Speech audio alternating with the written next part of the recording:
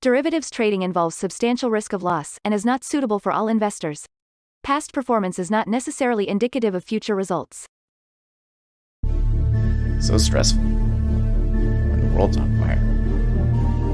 Good God. I can't look at this, guys.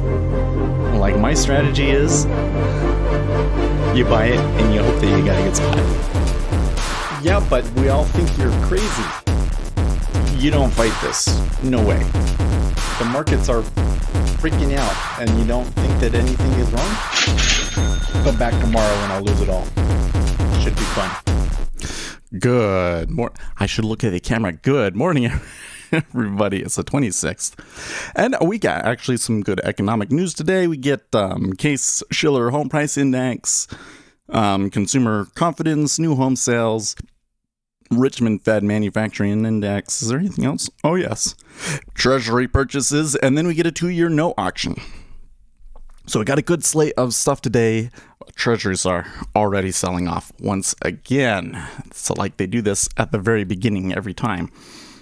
So coming to the volume profile, I can see yesterday in the S&P 500, it was not a bad day. New local, actually, was that all-time highs? I don't recall. I think that we were, no, actually, maybe that is all-time highs, right? Okay, yes. Oh, yeah, we were at all-time highs earlier than that, right? But, yeah, opening above the previous highs now. Things are looking awfully bullish. A lot of the concern about earnings just, like, immediately evaporated once the earnings started coming in. Treasury, yesterday, a pretty good move up in treasuries, actually. They started with a sell and then just a very aggressive whoop. I don't know, and we're still not sure what was the cause of that. I don't know. It was kind of a weird move. Here this morning, though, we're getting more downside action. It looks like, especially on the open, they just really favor the downside. All right. Now, over here in oil started out really bullish, but did a little bit of a reversal during the day, and now we're a little bit lower, although trying to crawl back. It sounds like that OPEC does not have a whole lot of room to increase supply anymore, and they're saying, like, you guys need to put more money into investment and producing more oil because we're not going to be able to keep up with the demand in the future. Ooh, okay. So natural gas yesterday just taken off again, fading today. But what do you think is going to happen when it gets above 6.5, right? I'm going to make those people in the UK and Europe awfully nervous. Gold had a good day yesterday, but is giving back some of its gains today. Copper still just kind of chilling down there. When we come over to these markets, cryptocurrencies, I'm going to go post another Patreon comment. But yesterday, it came out that the SEC is probably going to have regulatory authority over stable coins and so on and so forth. Cryptocurrency community reading this as, oh, wait, this is Bitcoin. Here we go. A little bit of an up. They're reading this as a positive, but I don't know. It's kind of like, okay, but are they going to do anything? Is there any news on Shiba? Yeah, Elon Musk says that he doesn't hold any of it, and it's still a shitcoin. Okay, so this is the dollar. This chart that we're looking at is the dollar, and you can see the dollar falling a little bit overnight. Isn't it funny? Like, I knew what I was saying in Bitcoin, and then I started going, okay, so this is oh, wait, where is it on the chart? Oh, I'm looking at the wrong chart. Yes, it was Bitcoin. That was it. That was the SEC. Yeah, I guess so. Well, maybe some of this up moved yesterday, too, on the SEC news. But, okay, the dollar got a bit weaker yesterday. We want to look at this one. It was a little bit weaker, but then a push up to highs, and now even weaker today. Where the dollar goes from here, I think there's a really big question mark, and that could be a really big determining factor behind where the markets go next. Should I come here and look at the 60? So here's the dollar. So does it continue to trend higher, or does it turn around and the dollar starts getting weaker from here? Is kind of what we're looking at there. All right. Not trying to be mean to you, Shiba, in you, but I I'm just not on the meme coin. You know, I made a TikTok about it yesterday because this is driving me nuts. There's so many people out there.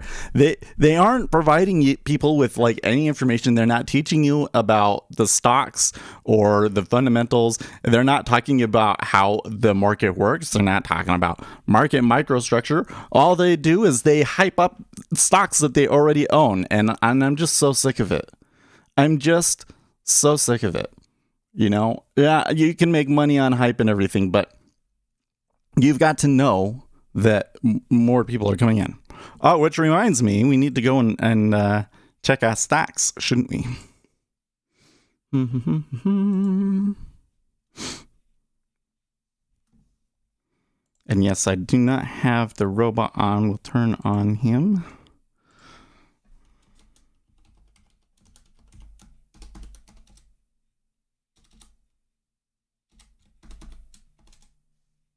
Ugh.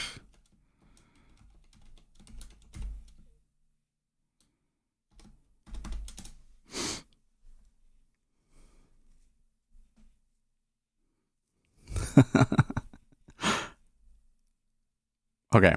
So the other thing that I need to say is that I did get out of DWAC. I did get out of Digital World Acquisition Corp. So yesterday, I was expecting, well, not expecting, but I wanted to see, was there hype that would build over the weekend? Donald Trump Jr. was on Fox News. Would we see more people come into the markets? And I didn't really see that. It was just kind of like a slow fade. That kind of looks to me like people taking profits. I got out at like 97, which it's not too bad of a price, considering that it was down and that it's down in the overnight.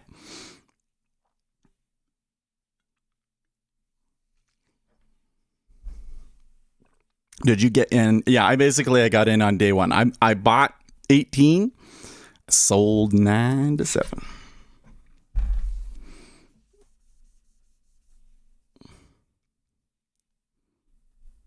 Have a little spot here. I must monitor and clean off. There we go. Yeah, he says, "Cool. I'm glad you did.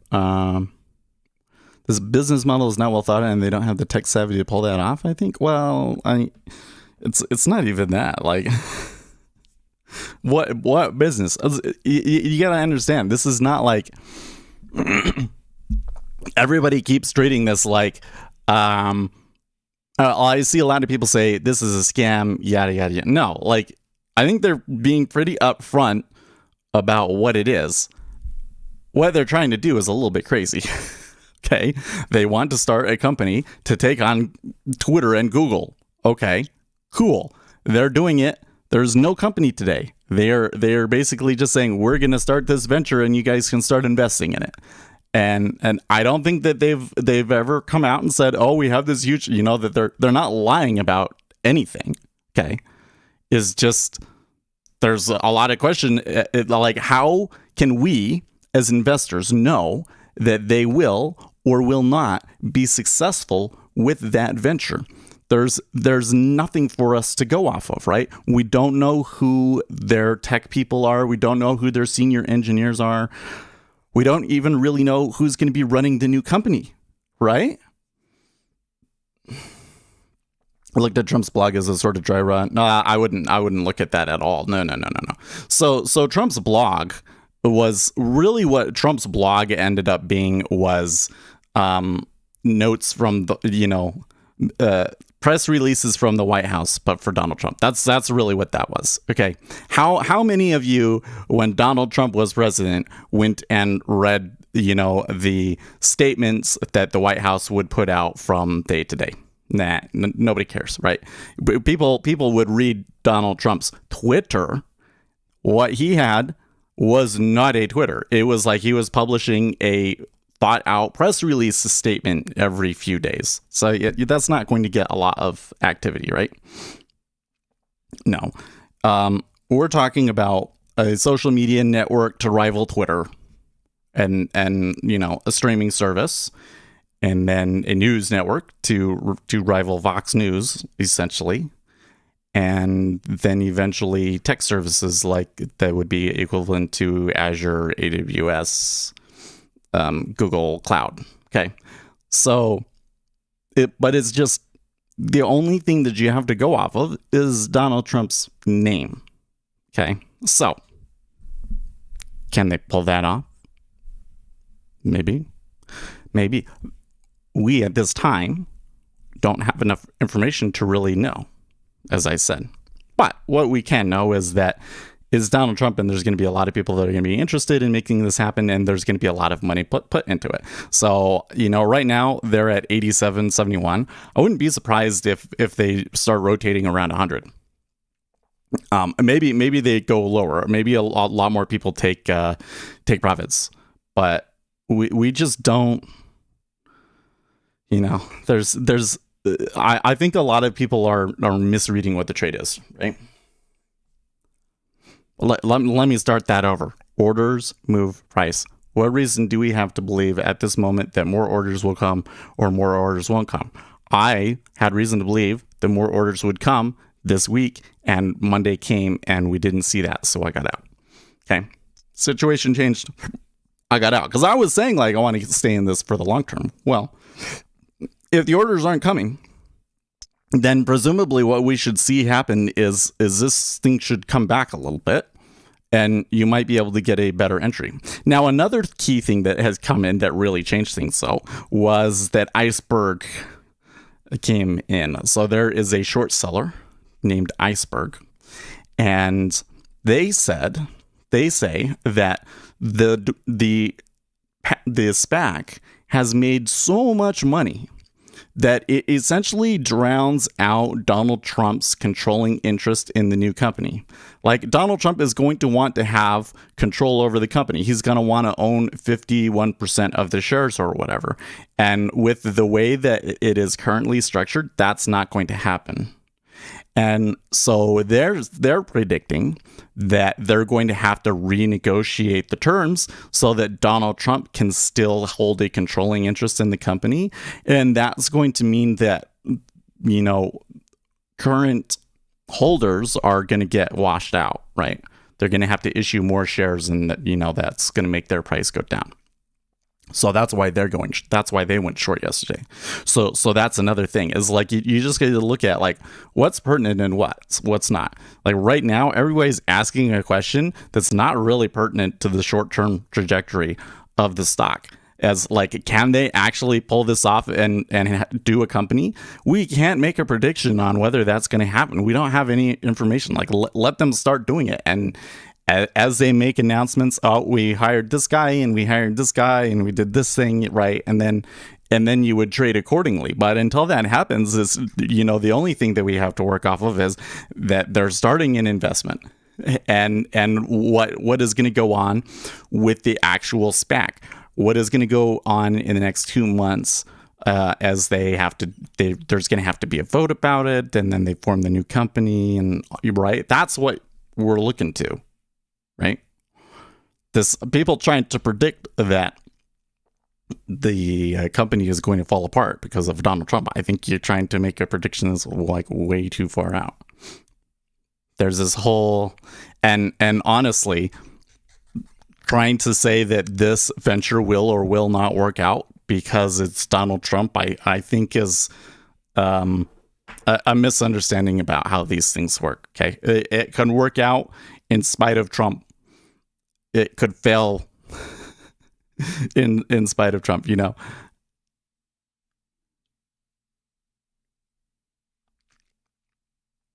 Well, anyways, as I've been yapping too much about that, the treasuries are down, but holding pretty good at 16.5. A little bit of iceberging and volume down in there. We'll reset things. I wonder if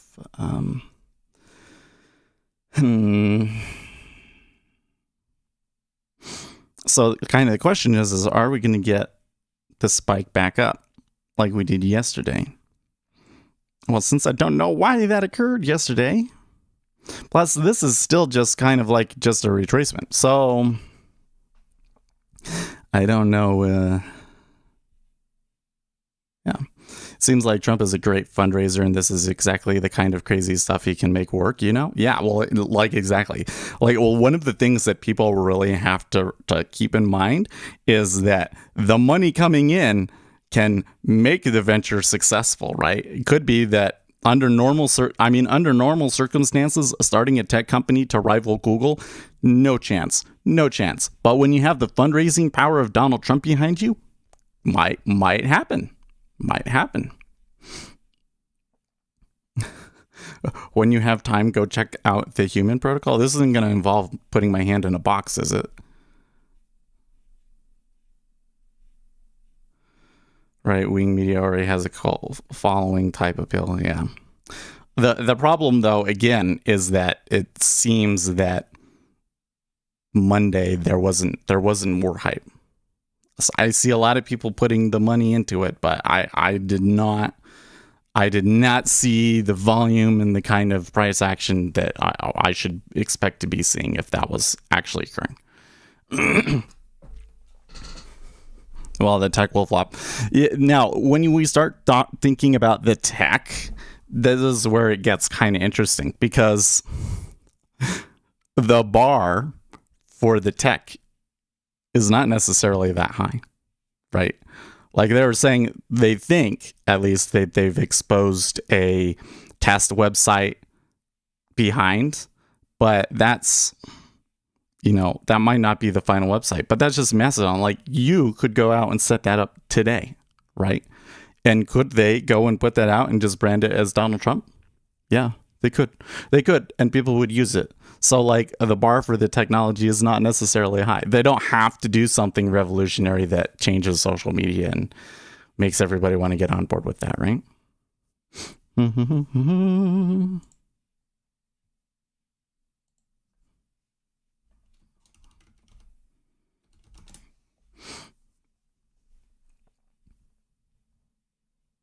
Yeah, I'd be long-term on it with a small position because media company can grow a lot over a long period. Look at how CNN established itself. Bannon raised money for the wall and then kept more than his fair share, and that was kind of a bum deal. But when people come in and say this is a pump and dump and things, like, nah, I don't think so. That's just there. When you really understand how the SPACs work and everything else like that, it's not. Like the funny thing about it is that even if they were planning on doing a pump and dump, like, they've been so successful now that they have to make a company. Like,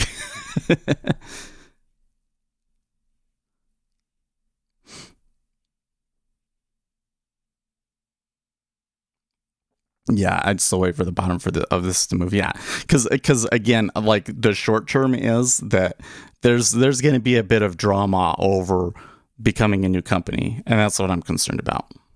So that's the first one. By the way, I didn't get to say thank you to Anthony for the $5 donation. I really appreciate it. What else was I going to say?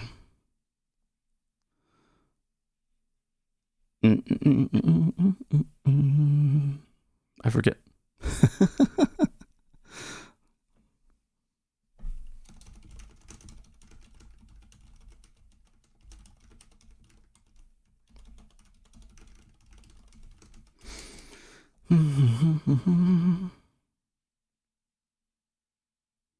Media company can grow a lot over a long period.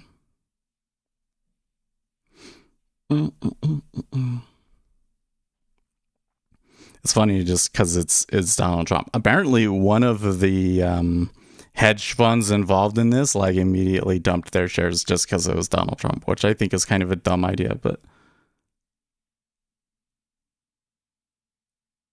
I think it will absolutely be a meme stock, though, that will keep in the news and probably make for some good short-term opportunities.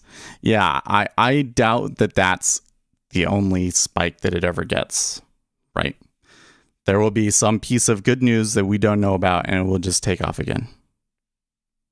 It's all good. It's good to listen to you. Hey, thank you very much. I was thinking a lot about Bitcoin, man, this morning because of the SEC thing, right? So the SEC, the report is going to come out that essentially is going to state that the SEC has the authority to regulate these stablecoin funds. And Bitcoin read that as a positive.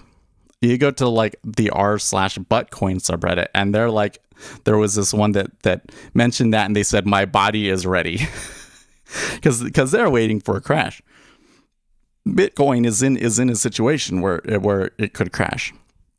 There's all the leverage set up there again, and especially with the Bitcoin whale coming and selling in the later part of the year, there could be some really negative action in Bitcoin.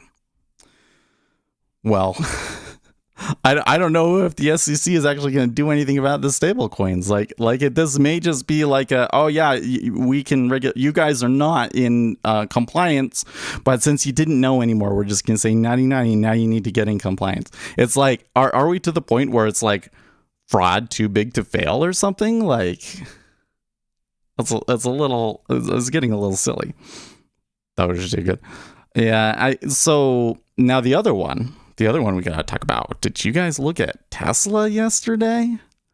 Holy crap. So the news story in Tesla was that Hertz wants to make an electric vehicle fleet. And so they put in a big order to Tesla for electric vehicles.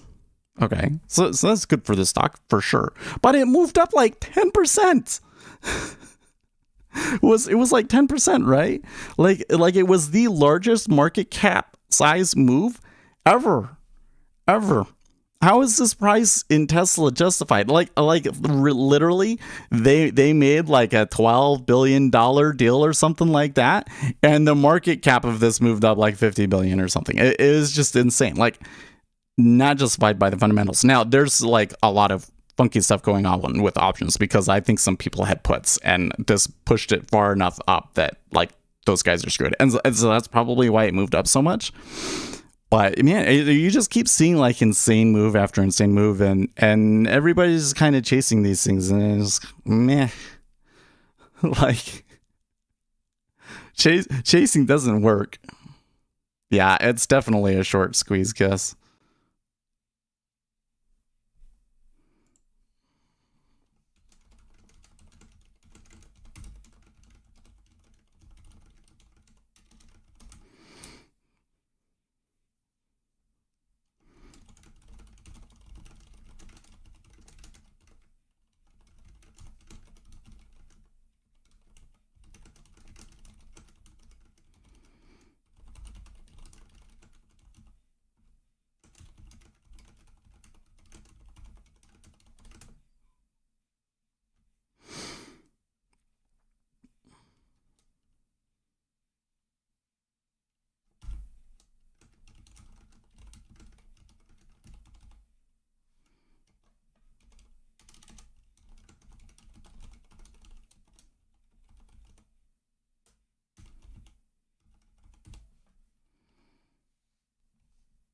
Oh, I forget what my email is.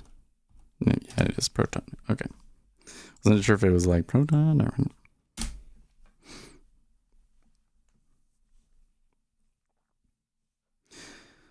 They want to charge staking even if it's still on process?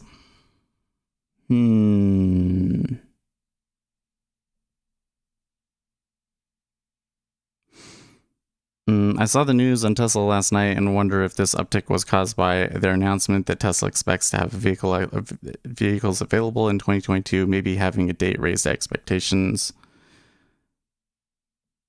Is there a way to track options similar? I mean, I think that there is, but it's very difficult to get that kind of data. And I don't look at it, but there definitely has stuff.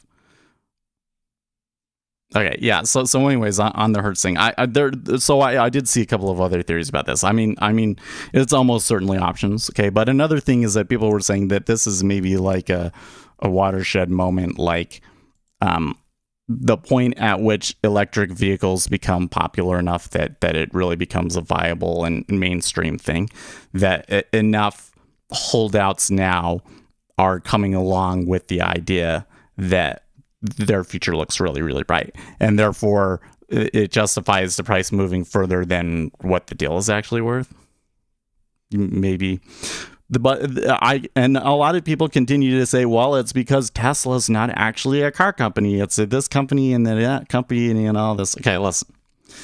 You take everything that they do and you add that into your valuation and stuff. I still don't see how you get $1 trillion, man. They moved more in market cap today than Ford is worth total. Like, how is that? How does that make sense, right? Like, I just don't see how this price is sustainable.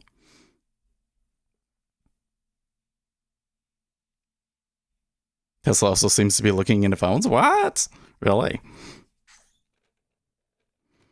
I don't know, man. It's like one of the largest market cap companies in the world now.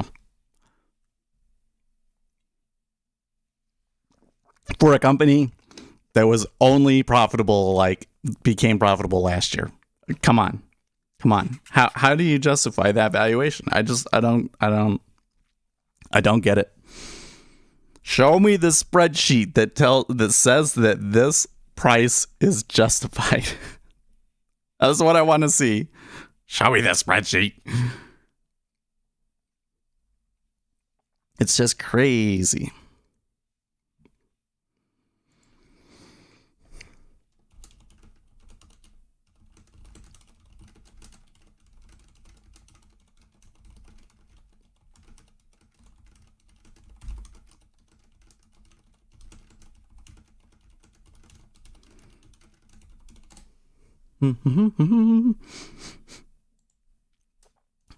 Okay.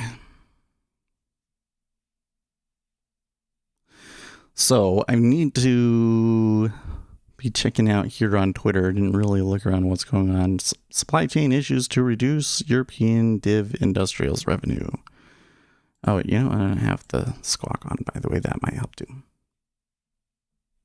In Tastyworks, one can chart options. They print price real time. I don't think that that's necessarily what he was talking about. I mean, we want like tools that are like the tape and cumulative delta type of analysis of options. You definitely get stuff that are like big picture analysis of it, like spot gamma. Spot gamma is really good. And for what we do, spot gamma gives you enough information, right? Okay, 7. I had some huge issues with Jigsaw years ago when we had a huge volatility day. Are you experiencing that these days? No, not really. So I personally have had some connection issues lately, but I've, and another thing is that we're not having we haven't had the crazy volatility in a really long time, right? It's been months now since we've had a serious volatility. But I'd say it's getting better about those sorts of things. But ultimately it comes down to how your computer is optimized and stuff, right? Like you can set how often the DOM updates, and your data feed matters, of course, too. That's one of the places where IQ feed is really good. But Keller says, I wonder about any kind of fallout from the West Coast storms. Well, we were supposed to get some really crazy wind from that pressure system here in Utah, and it didn't really materialize yesterday.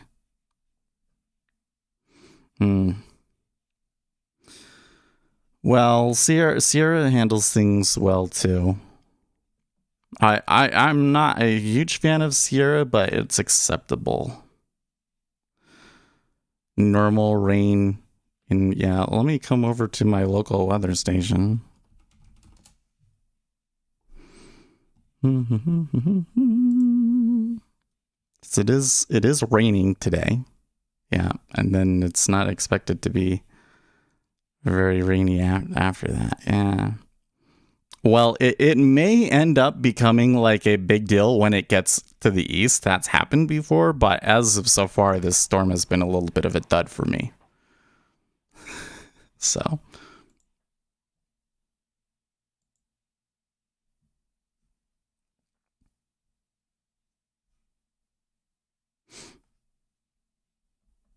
Yeah, I don't know.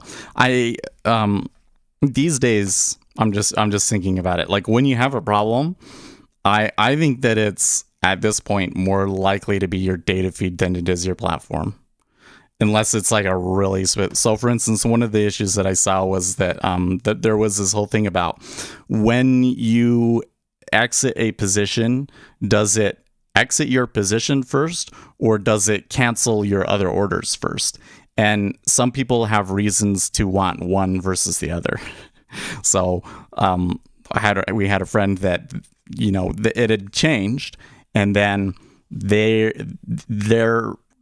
system basically tried to get out first and then cancel the other orders. And basically, by the time it had canceled it, one of the other orders had already been triggered.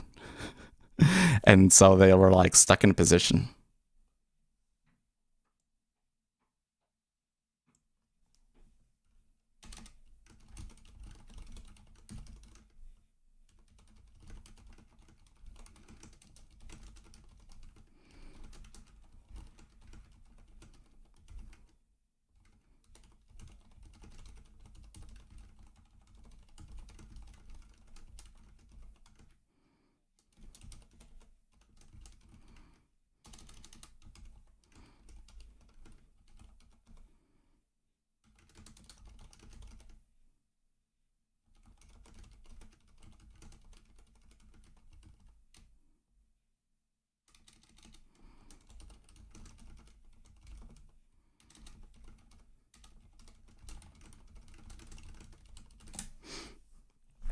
Okay.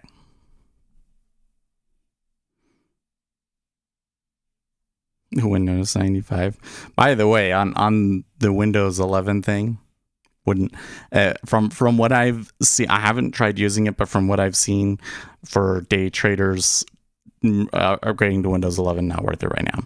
Maybe once they've made a service pack, maybe. But it looks like you don't really get anything out of it.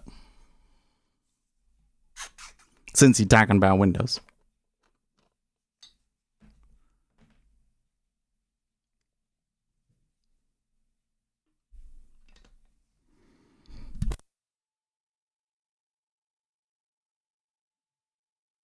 Now with Sierra charts, there's not like, the look of it doesn't bother me so much. What bothers me with that one is like how haphazard all of the options and workflow is. Like it really looks to me like something that was spliced together by an engineer that didn't really know anything about trading. You know what I mean? So that's kind of why I'm not a huge proponent of them.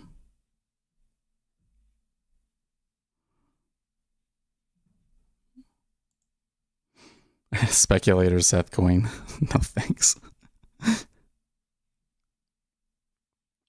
I would, like I tell you what, like let's say that Garlic Coin was to take off today. By the way, let's go look at what they're doing.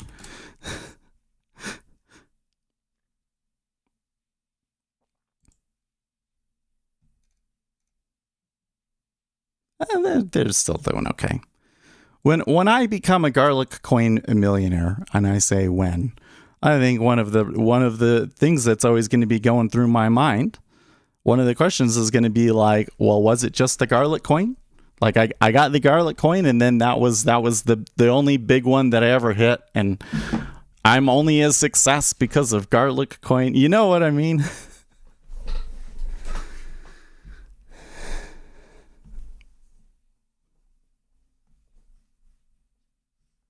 Bingo, they really need some tech work.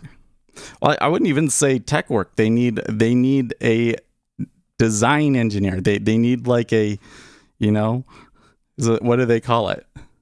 Controls designer. Because it's just like, okay, here is the DOM. Where do you find the settings to be able to change what your DOM does? And they're like dug deep somewhere in this application, and there's like a trillion different options, and you don't know what any of them do.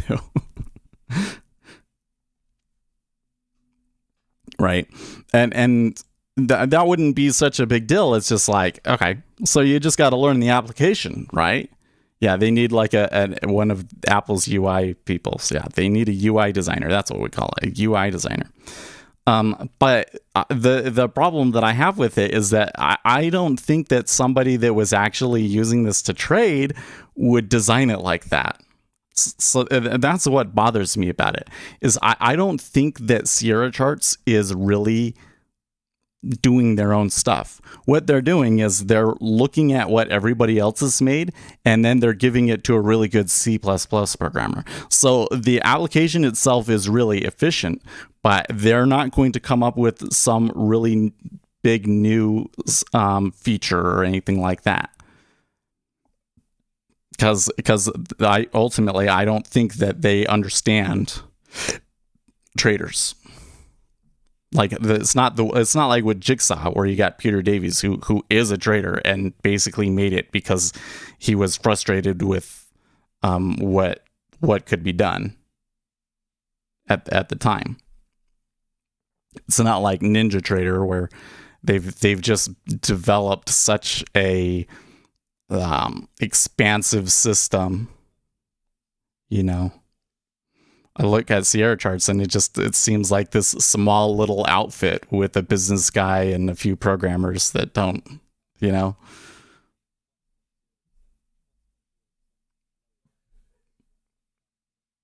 So that's kind of always been my thinking behind why, even though Sierra Charts is a lot cheaper and duplicates a good portion of the most important features of Jigsaw, I would still recommend going to Jigsaw. Think that you're more future-proofed with Jigsaw. Plus, more so than that, Sierra Charts is starting to move into its everything has to be within our ecosystem kind of nonsense too, which I hate.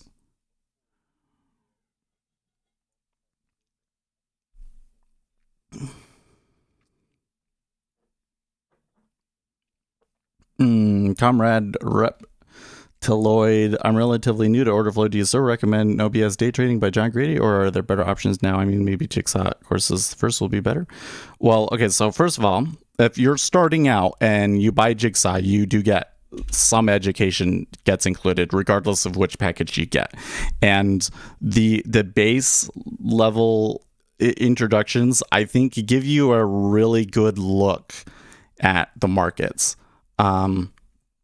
I also think that the No BS trading beginners course is still really, really good. That book, I just like that book so much. I'm not saying that you read that and you use those setups. I'm not saying that, but it just kind of sets the stage for like what's really going on, right? Like, yeah, there's a lot of numbers and a lot of what I look at and what I trade off is way more big picture, right? But then at the same time, you do have to realize that there are other humans out there placing orders out there that are making what you're seeing right now. And you kind of want to think about the games that you're playing there. And No BS day trading is the only place I've ever seen that attempts to discuss that game. And the game is constantly changing, so I don't think that you can just read the No BS book and become a profitable trader or anything like that. But I think that it's a it's a necessary stop on the journey, right? Now, a lot of the stuff that I talk about is based much more on what I've learned from studies that really got kicked off from reading Markets Under the Microscope by Jean-Philippe Beauchamp, and taking what I knew from the traders, speaking to the traders at Goldman and kind of piecing the parts together, taking the research and realizing the significance of different things and how it might apply to retail traders, right? So there are some other things that I pay attention to and that I think need to be discussed that I don't really see discussed anywhere. And I'm trying to make a video about it. I actually recorded a video this weekend, but I screwed the sound up. So I might try recording the one video tonight and then doing the other video over the weekends, and I need to write up the script for it a little bit better. Going through it made me realize what I needed to say, and so I should be able to script it out and do it better. But to give you an abridged version, one of the really key things you need to realize is that there's a lot of jockeying just to try and get a good spot in the queue, right? And so right now at 17.5, for instance, there's not a lot of contracts there because you're going to get filled. Like if you put in an order at 17.5, really high probability that you get filled. Okay.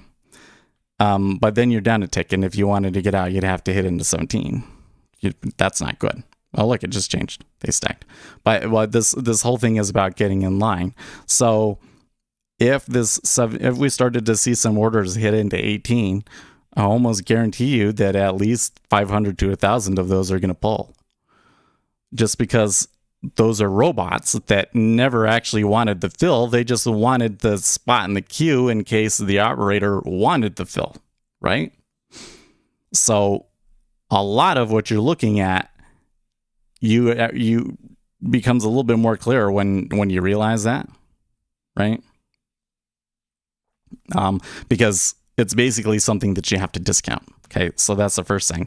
The second thing is that a lot of market makers will trade off of correlations. They're watching the other treasuries and the 6J and the dollar and the ES and every other asset that can possibly be correlated to this thing, and determining, is it a good spot for me to try and catch a fill at this location, right?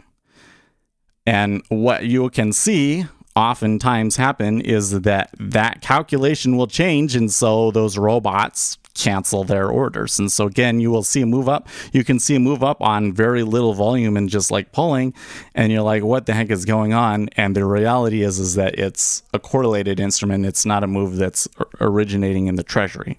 And so that's also something that you really, really have to watch to understand the order flow, right?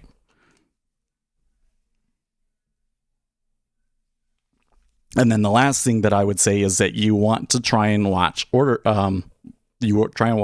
meta orders, which are like orders that are too large to be executed all at once. So we see a move, we want to try and look for like, okay, what might have been the drivers behind that move, and look for things that can confirm or deny theories about what was the cause of that order flow, right? And as you go through that process over and over again, that's how you learn. I read about spoofing in dark pools already. Appreciate the more in-depth insight you're giving now. Yeah. Well, I think that people really focus on the dark pool thing too much. But like here's the other point, and this is beyond order flow, right? The market is more statistically efficient than it is informationally efficient. Okay. There's a lot of models in this research that kind of allows firms to say, okay, if I have some pattern that says that it's going to move this far, what's the optimal number of contracts to trade that the market can handle, right? And so any kind of statistical aberration that a big automated trading firm can find is going to get arbitraged out largely, okay? Whereas something that is informational, like there's, maybe we could say, well, this Richmond Fed Manufacturing Index, previous reading -3, maybe that it's going to come out and it's going to be 20, and that's really good, and that's really going to push the treasuries down, right? There could be information, you go into how they generate that number, there's other data out there, and you could use that to try and predict what the number is going to be.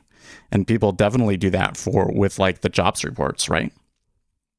We often have a really good idea of what the jobs report is going to be before it happens. Although we're often like dead wrong about it too.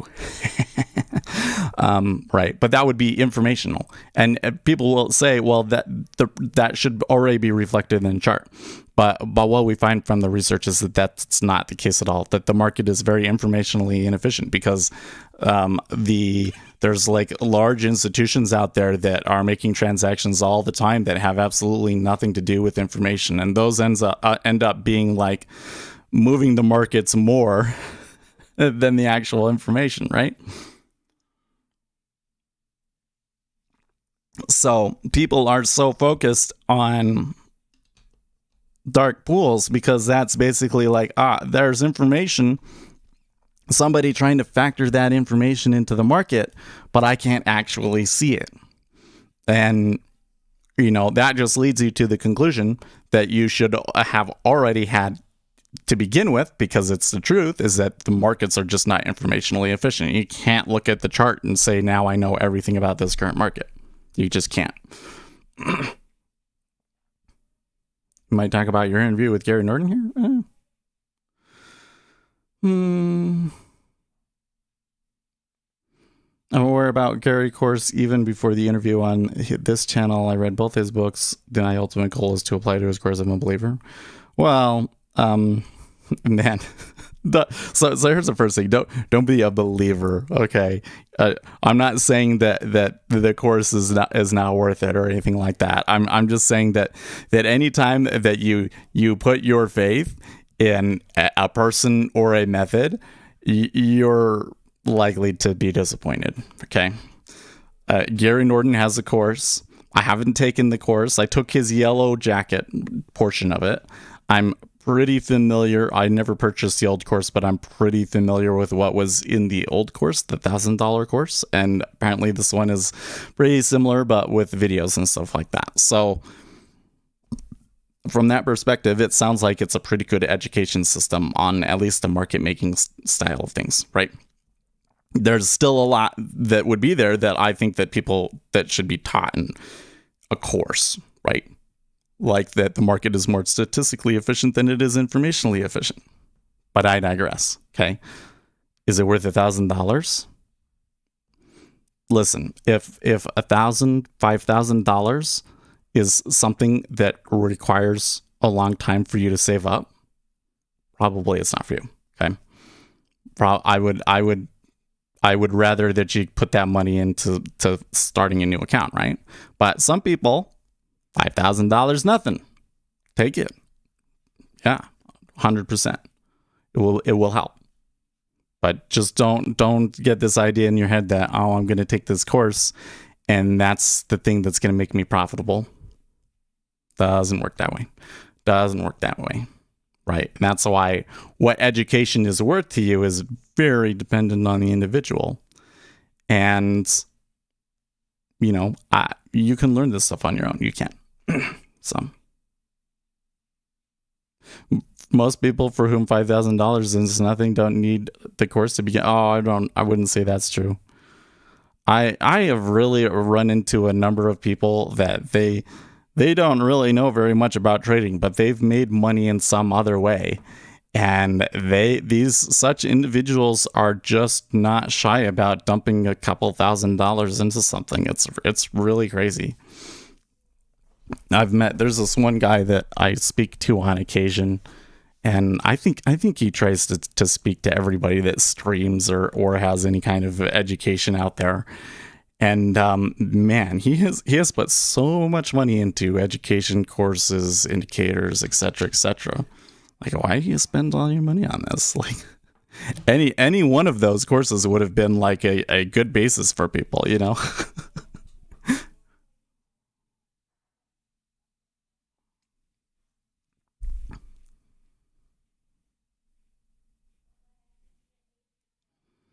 Not being shy about dumping money into something and needing something are two different concepts. I don't know. I'm aware that all education you need is free. Well, it's not so much that it's free as much as it is that the experience is such a huge component, right? Like research studies, okay? This book that I talk about, I really shouldn't talk about it so much, but I'm starting to come around to the idea that like I just want more people to know about it because I want to talk to people about it, right? Markets Under the Microscope by Jean-Philippe Pochat. You get into some advanced stuff, and then from there you can kind of branch out and you can start reading other research studies, and you kind of understand what's going on and why they're looking at what they're looking at and what the significance of it might be, right? There's just no substitute for going and reading all of those studies yourself and figuring it out yourself. People will take the information from there, right?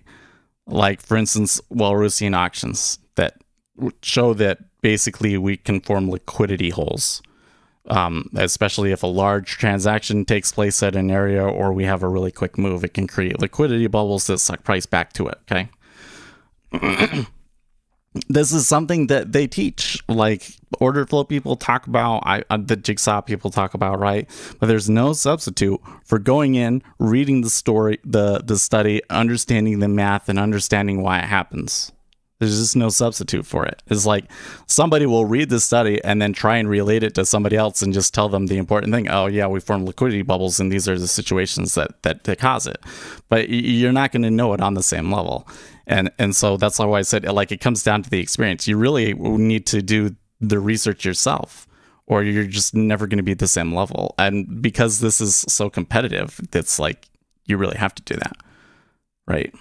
And I've never seen a retail trader education course that talks about those sorts of things, and it would make sense too, right? Like, it's advanced calculus and statistics and stuff, and you know, it would be like a whole semester college course, and ain't nobody got time for that.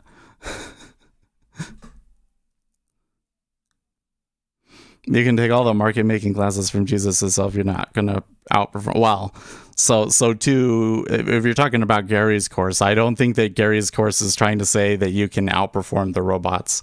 In fact, I think it is very much trying to do that style of market making, but finding a place where you can be successful with it, which means finding a market that's not as mature, that doesn't have as many robots trying to trade it, finding a market where there's more tenuous correlations that robots can't necessarily track, but you understanding the fundamentals and what's going on in the market, you can track that sort of a thing.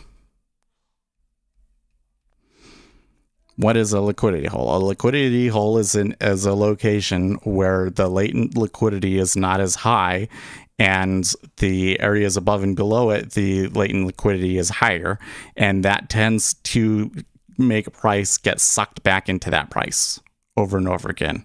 So oftentimes when you look at a volume profile and you see the point of control, that point of control very often was created by a liquidity hole. We've talked about this before, NASDAQ Trader.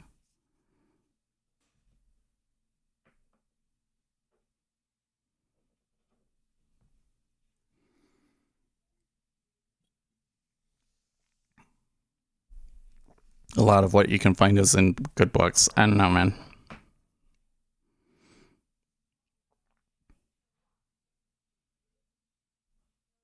Let me finish this degree in engineering and computing. Oh man, like, one of the things that's really disappointing to me is to discover that the programming side of it is easy. Like, it's very rare that somebody comes to me with an idea, like a financial, a strategy idea that really seems challenging to me. That's a part of the reason why I never really got into, like, I could make indicators for people and charge them, right? It's just like, it's not worth it, because the ideas that people come to me with are dumb. No offense to anybody that's done that, but most of the ideas that people come to are just, simple things and don't really do anything, Maybe that would change if I started charging. Maybe that's what I need to do, is I just need to start charging, and then the more interesting ideas will come to me. But Multi-$1,000 courses will never, like I said again, it depends on the person. For you and me, yeah, probably not. I mean, I have learned everything that I have learned, which I believe is quite a bit more than what the vast majority of retail traders make. I mean, like, the frustration that I have is that it seems like nobody else understands this stuff. So there's nobody to talk about it with and gain further insight from, you know?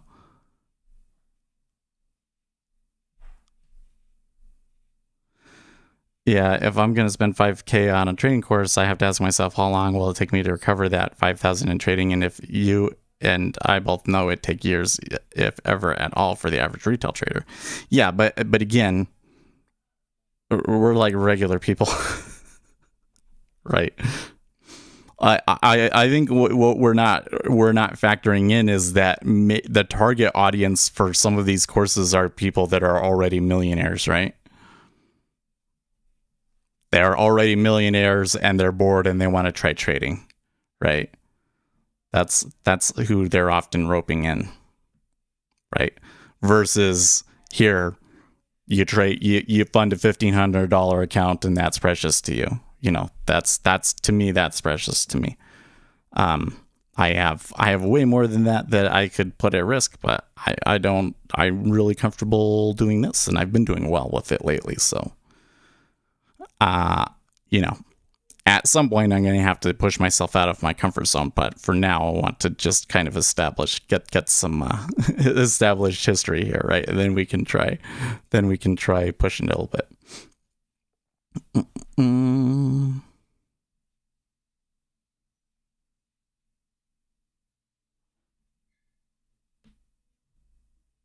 You can see though how my attitude on the education has kind of changed over time, can't you? Because it's kind of turned to like, just don't pay for it, to, well, I mean, they are providing useful information that you will probably will probably take a really long time to find on your own. So from that perspective, is it worth $5,000? Yeah, to the right person.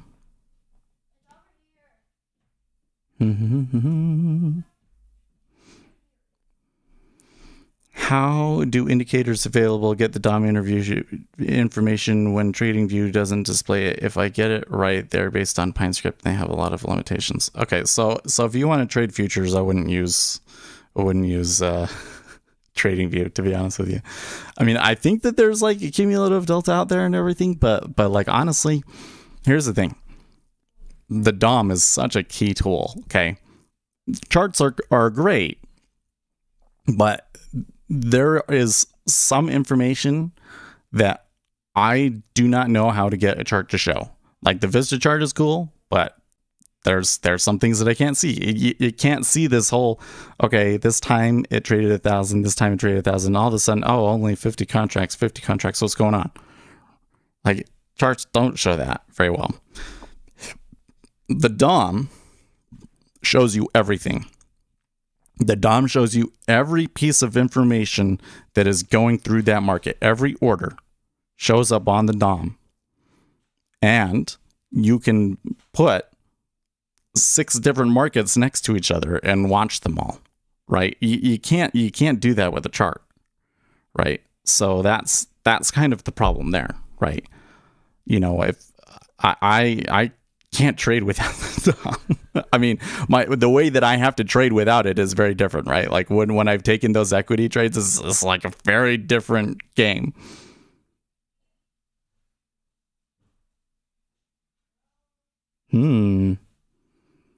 C-Scalp, I've never heard of that. That's interesting. But you say that's a pretty well featured DOM. I'm trading with your DOM, so making it smaller.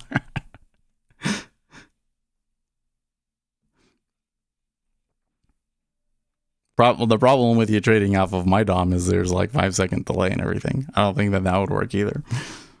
But you know, you're swing trading and you're trying to get the larger frame insights, then maybe that might work, and listening to me might help.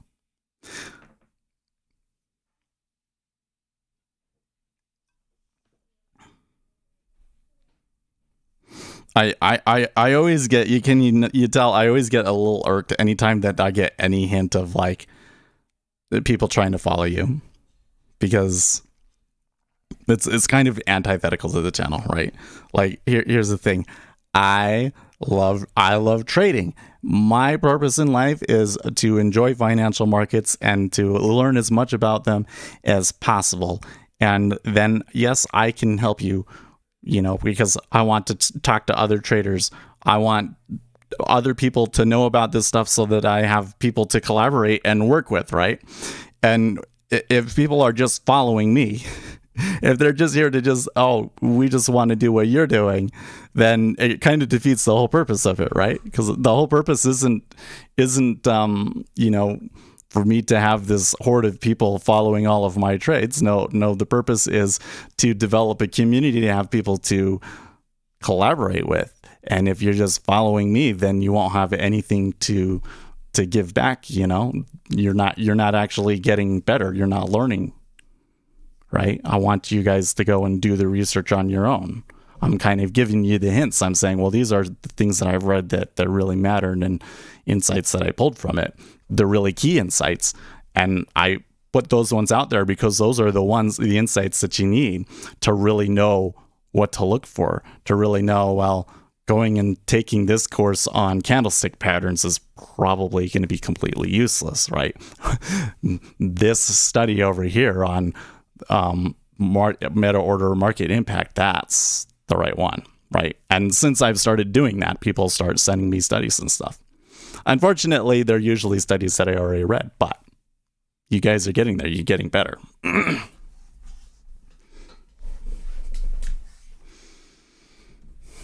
You're putting 14 to 16 hours? That's a little excessive, dude. How do you live? Do you have a day job? Oh, or you were saying that you're still in school, weren't you?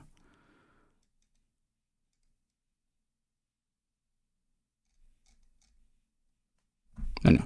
Something that I find happens really often, especially with the college age kids, is you get into trading. Like, trading is really engaging. When you take a trade and you get a good trade, like there's lots of chemicals in there, right? It's funny. I started reading the Dune book, and one of the things in the first chapter was they were saying that hope clouds observation. It's like, yep, yes, it does. Right? Your brain loves it, right? And so it's really common for you to want to just go in and just eat up everything you can at first.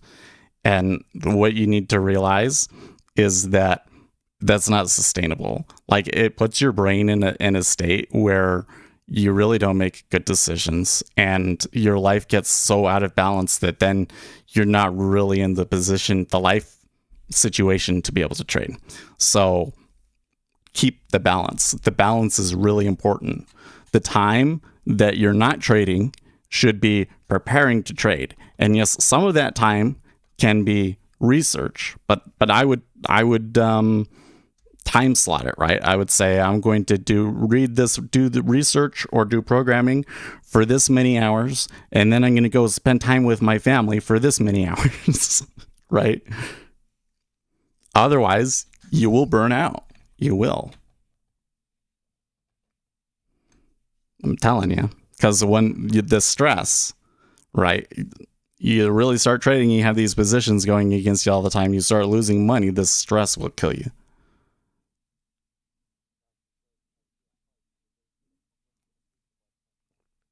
You need to have the rest of your life in order and organized around being able to trade. My mouth is really dry today. What's the problem?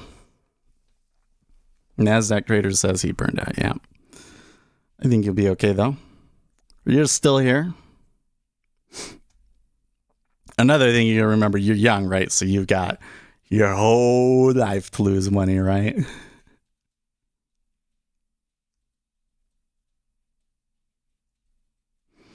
People watching this stream at 18 years old, not very many of them come in, but Man, you're learning this kind of stuff at 18 years old. You got a big advantage, I think.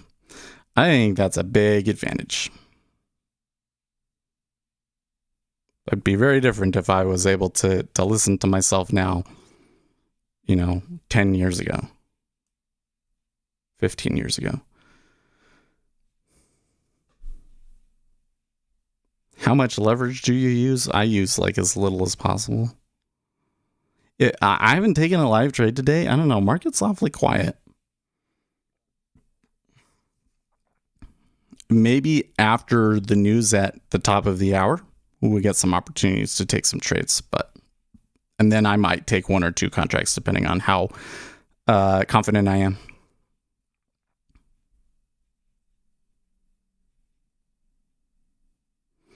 Lately, though, I've kind of gotten into this mode where like I don't feel like taking a trade. Nah, it's not that I don't feel like taking a trade. I just don't. There's no edge in this right now. Right now, no edge in it. 5-year looks pressured, but ES has been here for over 5 years. Hours? Oh yeah, you're right. Yeah, the S&P 500 has been really, really tight. Like I don't know if Ace even took a trade before the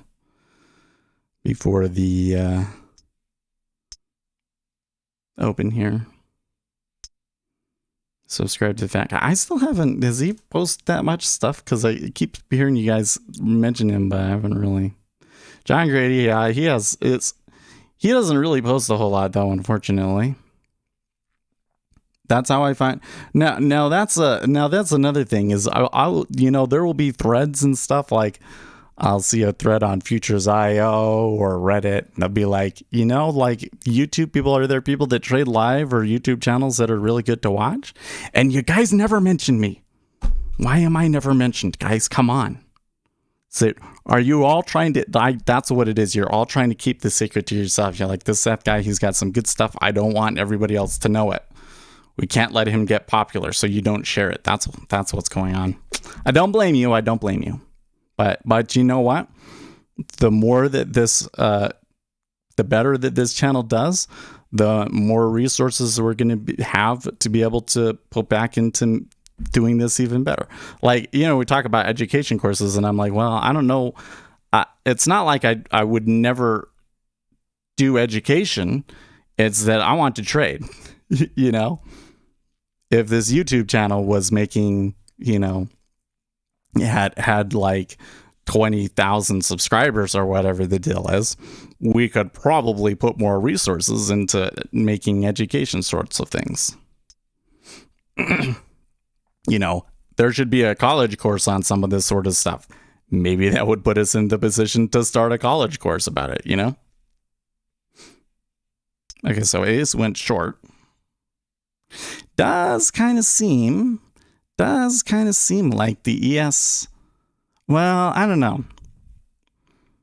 I mean, the overall trend has been up, right? So when I see a sell on the open like that, I immediately got to be thinking like maybe they're going to fade it, right?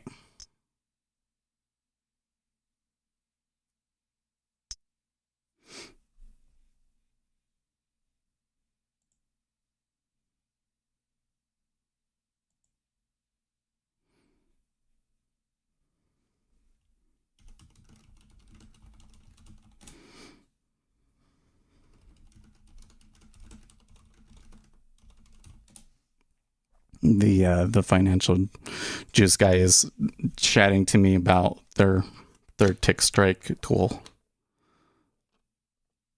You need to look at that after this stream. I know a lot of you guys have been asking about that, so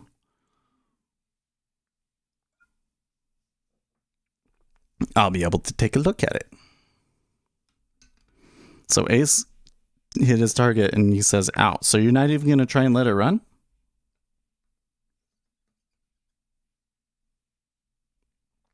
Yeah, that's a good point, comrade. Your tips and live streams are enough for those people who listen and understand. No need to break it down for the completely new people, because that's what usually these courses are about. Yeah. Well, I am going to make like a beginner course, right? And I'm going to put all that stuff because I've been saying it enough that like if I find myself saying it in every live stream, then that means that I need to be making a video about it, right? But I haven't been making videos very often. I'm just not haven't been very good. But you know what happened was I figured a couple of things out about my camera that should make it easier. It says I would have loved to have catch a runner, but you covered the trade. Okay. Yeah. I did turn the robot on. He hasn't taken any, has he? That's kind of interesting. But you know what? The market has been so tight. That's probably why. Yeah. They never got to a point where it would try and buy. Now, the Treasury's still hanging out there at 16. I'm kind of starting to wonder if it's going to flip back around. Well, but we got the news at the top of the hour. That Richmond Fed, I'm interested in. Well, all of these, there's lots of important numbers coming. You say a guy could get long in here? Probably. Let's pull this out here. And maybe, well, there's a little bit of volume right there at 57.78. So this might not be the best spot to get in at, but there does appear to be a little bit of momentum in our favor. So,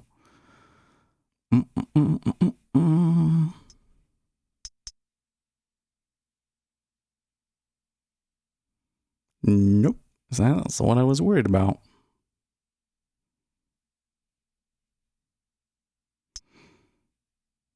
It's like you see the volume trading at a spot a lot of the time. I used to think, oh, it's going to stop there. And it's going to go, no. It means they're going to rotate around it. It's usually what happens.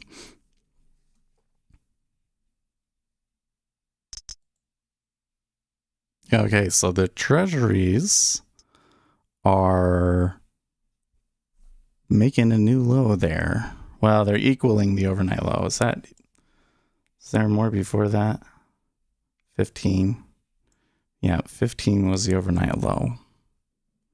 So I guess new overnight low by a tick.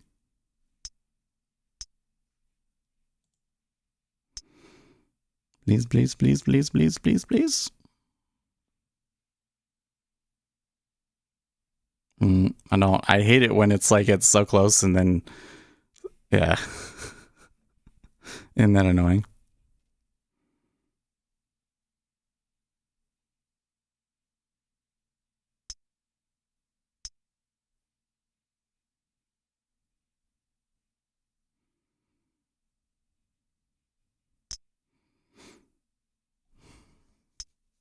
Hmm. 445 traded into 15, huh?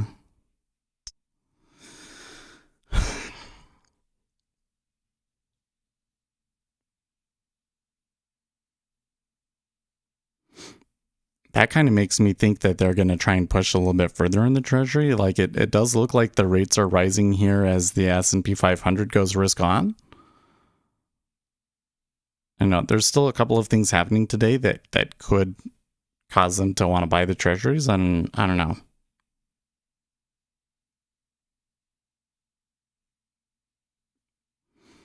Come on, there we go. Okay, risk-free trade.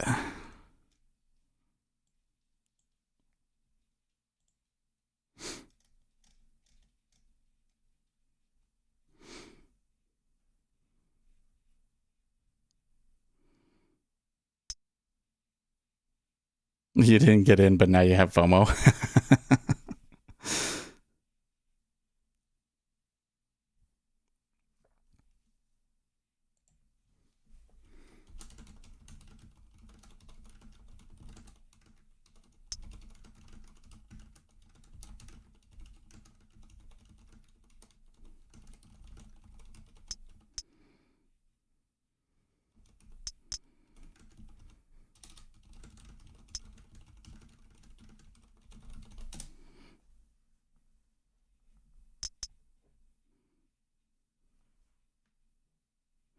You could feel that breakout coming just so hard to buy up here.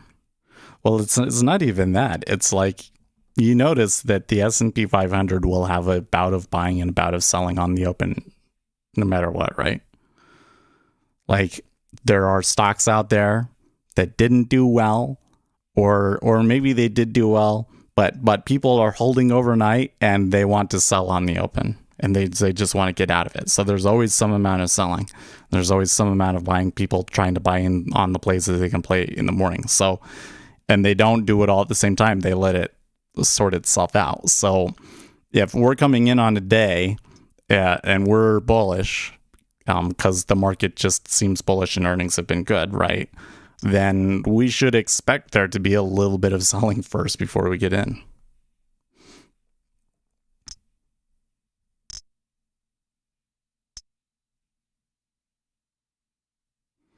So when you say you can feel it, that's probably what you're feeling, right? Is you know that, okay, this is a buy the dip kind of situation. Have you ever tried crypto futures? Doesn't they strike all checkboxes that a scalper wants? No, I don't think so. Because the problem with cryptocurrencies is that when you get an adverse excursion against you, it can completely ruin you. Right? Because a cryptocurrency can move like $1,000 in an instant, and like all of the liquidity just completely disappears. Like really to trade, what you need a reason that future order flow is going to come out the way that you think it will, right? That in the future, like people will buy after I buy it. That sort of a thing, right? And in cryptocurrencies, on a short-term basis, you really don't have that. You really don't have that on a short-term basis. And so there's not really very good short-term trading opportunities for cryptocurrencies. Swing trading, you could swing them. That's different. But like trying to scalp and market make them, nah, leave it to the robots.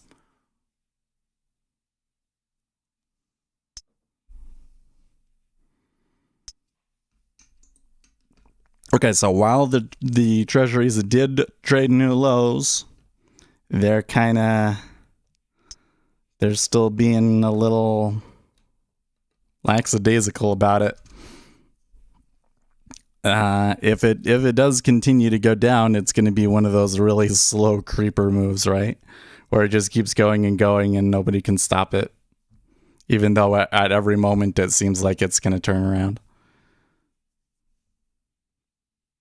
Bitcoin futures could hurt your account. The micro Bitcoin way better. Well, even with micros, like one of the things that I don't think people realize with Bitcoin is like, if you say you have $10,000 to trade in Bitcoin, right? You're not going to put it all at risk, right? Because a big move against you could be like crazy. You know, a big move could be like 20% of your portfolio. So you're going to trade, like maybe 5% of your portfolio. But then if you're only going to trade 5% of your portfolio, you're not going to make very much when it moves. It's like not worth it. So you kind of have to use the leverage.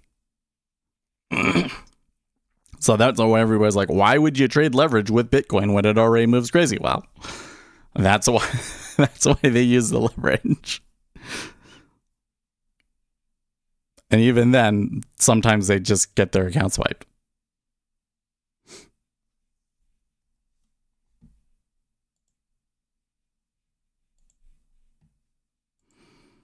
You check here. I feel like I haven't heard anything from Financial Juice today. I guess there's just not much news. Pelosi tells Dem this morning that Dem caucus won't have the votes to pass the BIF unless we have a clear agreement from the Senate, per sources.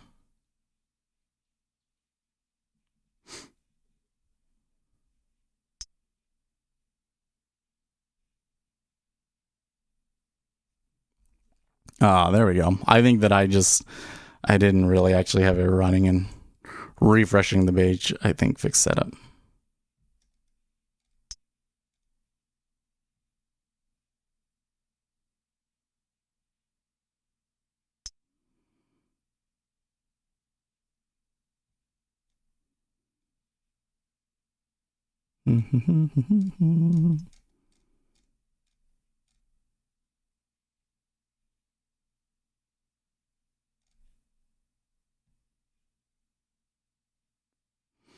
Hyperinflation fears are too hyped up, says economist and longtime bear econ guy Rosie. Here's what he's watching instead.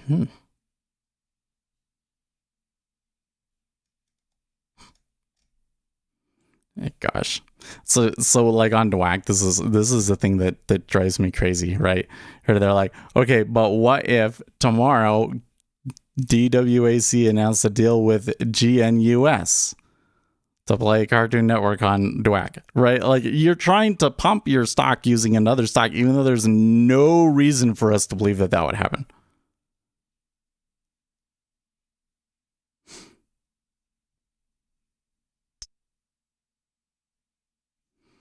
There's always folks who make a killing off of the shiny new thing on the block. Most serious traders who do it for a living stay away from new toys like crypto. Well, but I mean, that's the thing, is that it seems like there are a lot of people in the industry now getting involved in cryptocurrencies. Yeah. My larger issue with the cryptocurrency is that I've never seen a time when there was positive price action in cryptocurrencies that didn't involve fraud.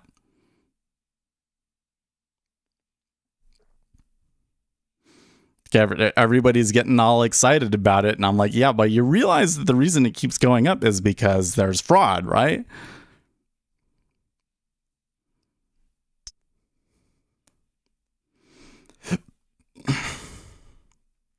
You say 45.78 and it's not really going up the way that you wanted?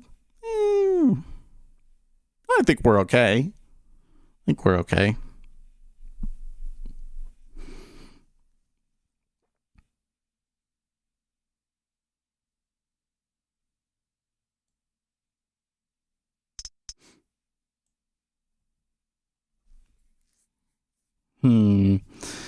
S3 Partners retweet Ihor Duanaski. SKLZ short interest is 641 million with 63 spot 4 shares shorted. 20% of the short interest. Snap, quite a bit, 5%.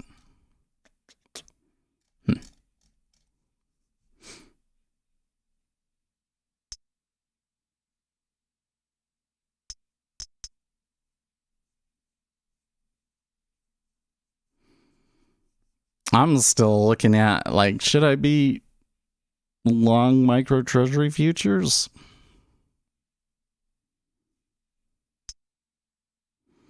Meh. 15 minutes to the news.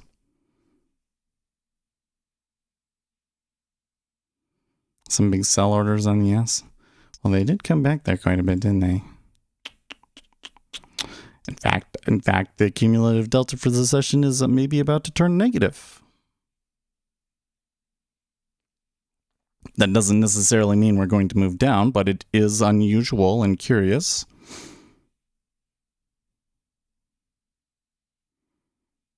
At the moment, pullback still kind of seems within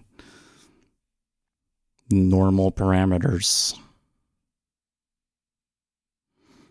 But with the way that I've been trying to trade this ES thing, like I want it to go to one of the targets. I might let it ride further, but I'm not going to get out of it early. I'll let it come all the way back to there, because we want to get the stats on how often you get stopped out at each side in reality compared to what would be random.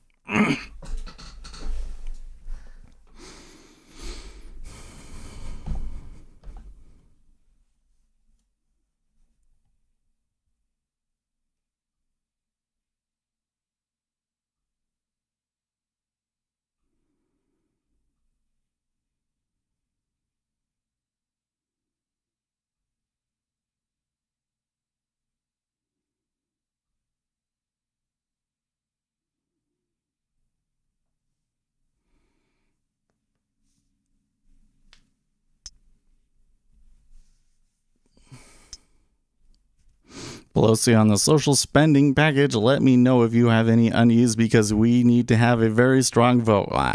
Then maybe they're not going to do it.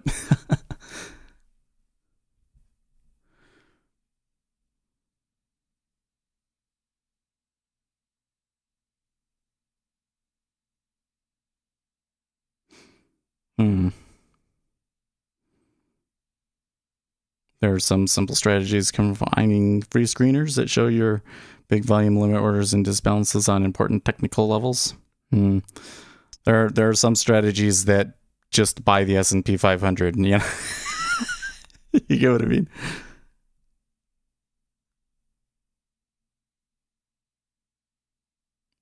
No, few traders who use time only, and I don't know any theories still profiting from that. I don't know. Like, so the thing you got to keep in mind is that, like, somebody's making money, you don't necessarily know why, right? The attribution biases are really, really strong, right? You could be trading well for years and years and years and not actually have any edge, and then the market changes and all of a sudden you realize that, oh, well, I mean, I hope you would realize, but all of a sudden you realize, oh, the only reason I was doing well is because I tend to buy and the S&P 500 tends to go up. And then that's it. That's all there was to it. There was no, the signal, the stocks I was picking had nothing to do with it. And I think there's a lot of people in that category.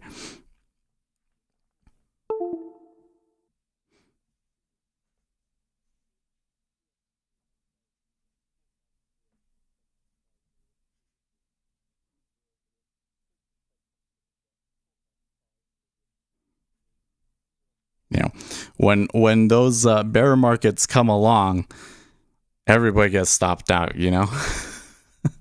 unless you catch the early trade. Like, everybody that tries to get in after that, the range expands so much, everybody gets stopped out, and then those people get screwed. Yeah, Seth explaining how TA sucks, and I really don't think that it's the TA that Ace makes money from. I really don't. I don't understand why he doesn't try to counter that argument.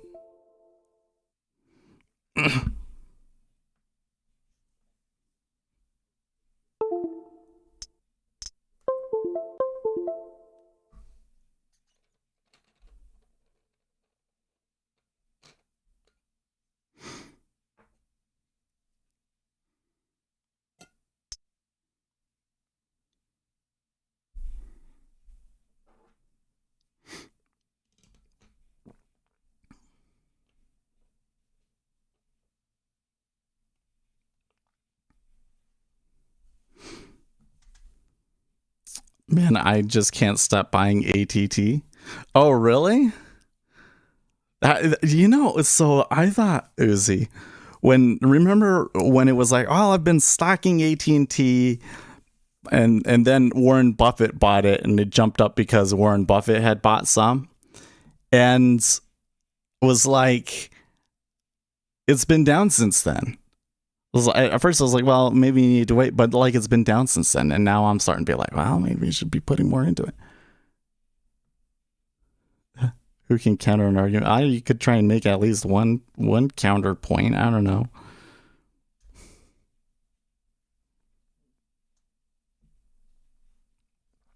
You can go and you can do a research study, and you can show that the particular thing that you're doing shows a proficient edge. Like,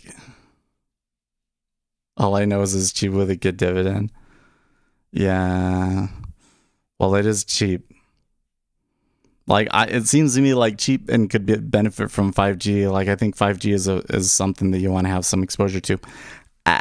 Dividends not all that great anymore, though, right? Like, if you can do share, I'm just telling you straight up, share buybacks do more for you than dividends. If they take that same money that they're giving you for a dividend and they put it into share buyback, you make more money because of the impact of large orders.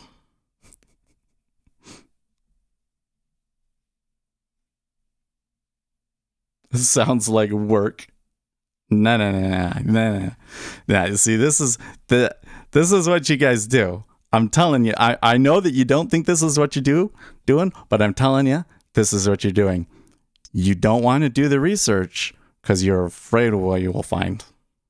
You're afraid that you're going to look into it and you're going to realize that, oh, the actual thing that I'm using to get in means nothing. And what does that mean about me and all of the trading that I've done? That's why people don't, there's so many traders out there, they say, oh, I don't like doing back testing. Okay, like this guy on Futures.io was posting a bunch of stuff, and I was like, well, if you did this and this, you could make it back testable, and he doesn't want to do that. He has no interest in the back testing. And I'm like, yeah, you know why? Because if you did, you would find out that none of the things that you're talking about really have edge in the way that you say that they do, and the only reason that you're making money is because you have no stop.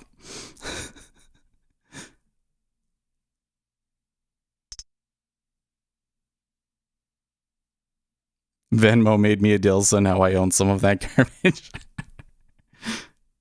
As I'm telling you, in the cryptocurrency space, as long as the SEC does, now that we know that the SEC is the one that regulates this, okay, as long as the SEC is not taking action on Tether, Bitcoin will continue to move up.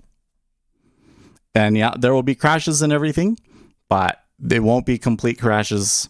It won't be like the 80-90% crash. It'll just be like 20 to 50% crash, and then they'd be right back up at all time highs again 3 months later. So kind of 40% since you got it, yeah. As long as the SEC does nothing, you want to be long Bitcoin. It's just the problem is just when shit hits the fan, will you really be able to get out? I guess we'll see. There's going to be an awful lot of people long Bitcoin that are going to be trying to get out in December. Can you explain the Tether thing? I need to feel man. Wait, Uzi, I've talked about this so much and you don't feel like you understand it? I think you understand it more than you realize because it's not really that complicated. Okay, here's what's going on. No, we'll talk about it. We got 5 minutes, okay? Tether is a cryptocurrency where you give them dollars, you give them cash, and then they turn around and they will deliver to you tethers. Okay, U.S. customers aren't allowed to use them. U.S. customers aren't allowed to use Tether, but like large hedge funds, all is that they have ways around that, right? Okay, so they said, okay, every dollar that we get, we go and we put it in a bank so that there's no way that you won't ever get your dollars back, right? You put the dollars in and we put it in the bank, and then anytime that you want to cash back out, you can just pull your dollars out, okay? Well, what happened was there was a cryptocurrency that had a hack and they lost all of their customer funds. And so in order to hide the hack and continue to fund operations and so on and so forth, they had their friends at Tether print a couple millions of dollars for the Tether and use that to start trading and whatever, and made the customer funds back. Okay. And ever since then, Tether has been printing money where they're not actually receiving customer funds. So it was supposed to be every time that we print, it's because people gave us money. That's not the case anymore. They would say, hey, we'll give you a loan. Here's what you can use for the loan. And then they would use the loan to go and buy Bitcoin. And then they would use the Bitcoin as the backing for the loan. Right? So what has happened is Tether is worth like $60 billion or something like that. And they don't actually have that much in cash. So if everybody that owned Tether at this exact moment went to try and redeem their Tether would not have the ability to do so because that money literally does not exist. Okay. And anytime that Bitcoin is going down, what happens? Tether magically prints and holds price and reverses things. So this whole run really beginning in 2016, I would say, has been driven, appears to has been driven almost completely by Tether printing. And the only exception to that is the 2017 crash. And the reason that the 2017 crash occurred, as far as we can tell, was because of the Mt. Gox whale. This is the guy who was in charge of the money that was at Mt. Gox, and he's the custodian of it. And later this year, the reason I keep talking about December is that in November, they're set to approve a deal that would sell the Bitcoin and refund the customers the money. And so we're probably going to see some selling in December, right? So as long as now there was a news story yesterday that a report is going to come out saying that the SEC has the authority to regulate stablecoins. So that's why I say it's up to the SEC. As long as the SEC looks the other way and doesn't do anything about it, they'll continue to print Tether and price will continue to move up. So yeah, could you be long Bitcoin right now? Yeah, probably. At least for another month. But we just don't know when it ends. It's like playing musical chairs and there's like 100 people in the room and only 5 chairs. Right? You're not everybody's going to be able to get that money.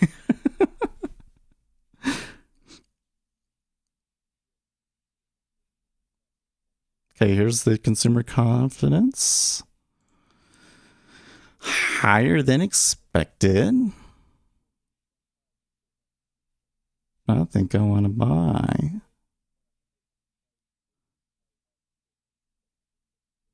All of these numbers look good.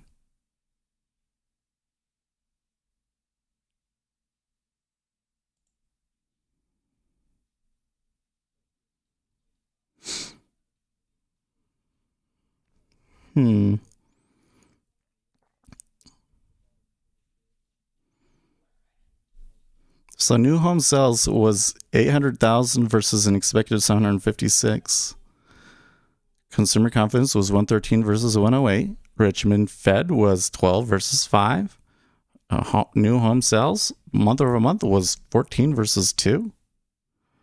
Like those are all bullish numbers. Uzi says almost like an experiment in modern monetary theory. That like, yeah, they're basically acting like a central bank.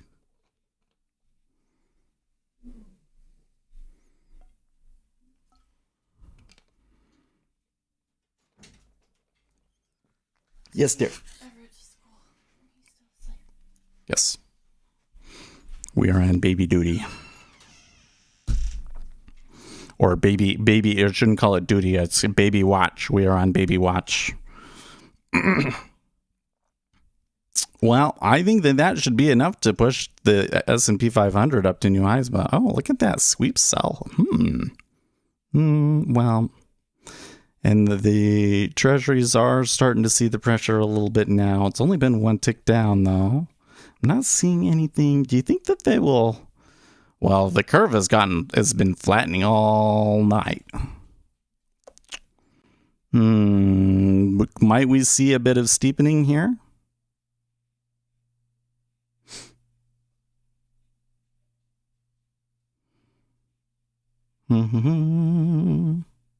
Ever feel like there's something bigger going on with this stuff? Like you'd think the SEC or something would have stepped in by now. Seems too Wild Westy to not be a big test for something bigger. Well, I think that what is happening is that anybody that would be in a position to know what's going on and want to do anything about it has an incentive not to do anything. You know what I mean? Because, if you know what's going on with Tether, you're either like, I want nothing to do with it, and you can't do anything, or you're like, you're making money from it, right? You're at the exchanges and you're getting the Tether prints.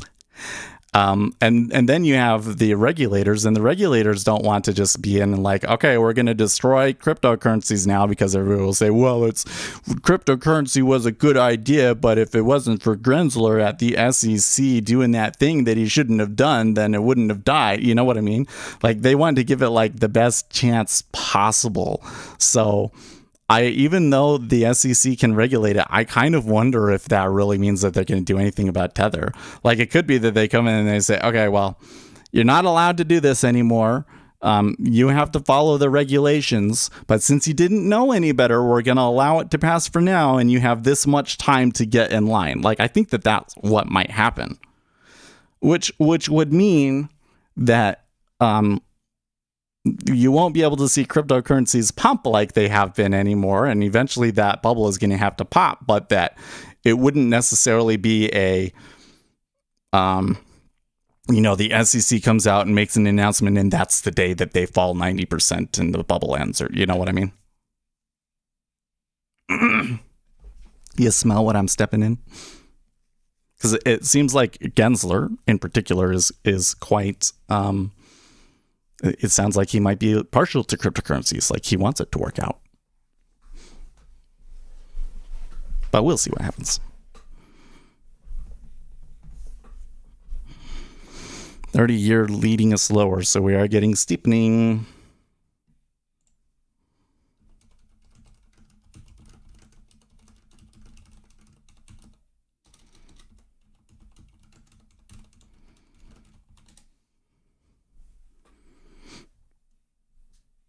Maybe I should have just traded the steepener. Nah, I don't know if that would have made a difference. Probably I should go long in the 30-year, though. Comrade, hey, thank you for stopping by. Make sure you like and subscribe and hit the bell icon so that you don't miss future streams or videos.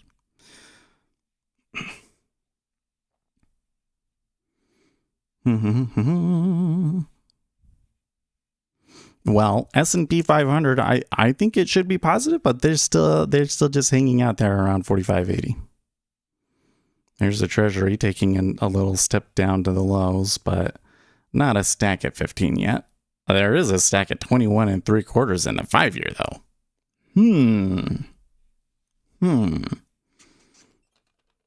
It seems like a steepener is coming in, but maybe they're going to fight that. Could it be that we move down and the 5-year leads?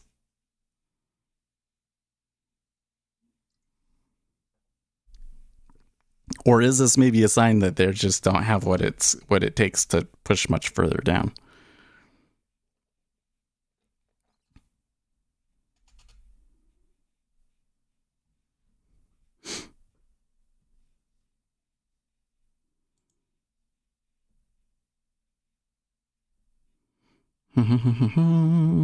Forex Live tweets, the mini buyer strike in U.S. new home sales is over. Median price is $408,800 versus $390,900 prior.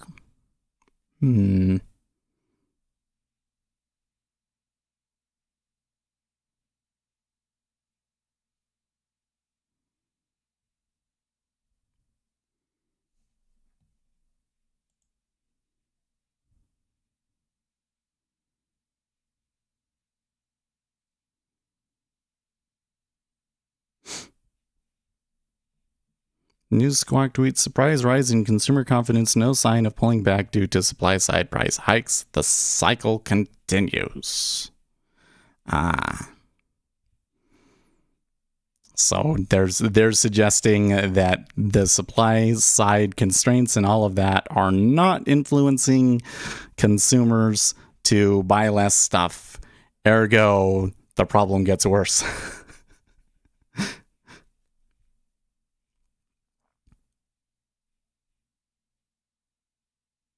You know what that means, though, right? Buy all the things before anybody else does.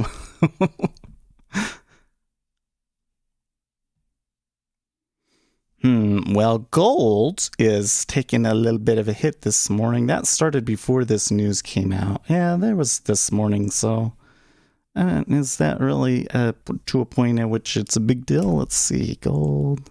Yeah, it is. So it's well below where they started at yesterday's at 1,793. And what is the dollar doing? The dollar's at 93.8. Hmm.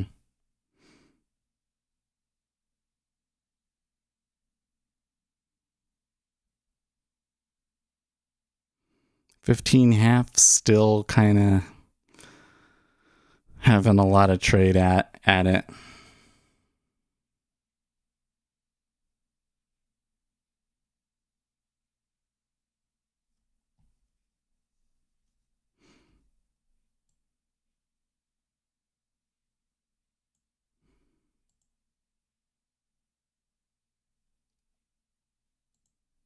Yeah, but look, there's like hardly any liquidity on either side of that.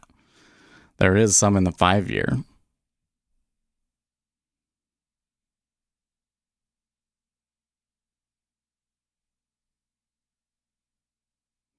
Wait, Tesla's still up today? 4.8%? You gotta be kidding me, right?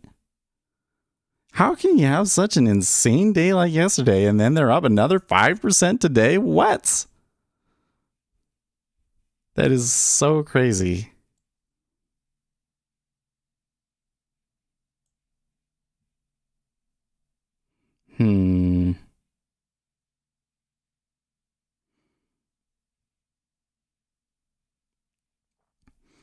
There's a little bit of shuffling around going on here. Yeah. E-mini's still not breaking a new high.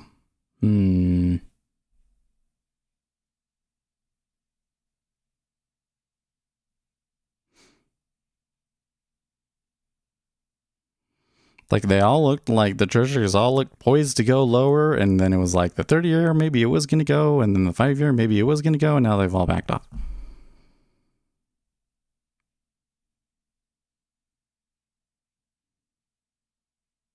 Oh, that was a little bit more sell side liquidity on that tick.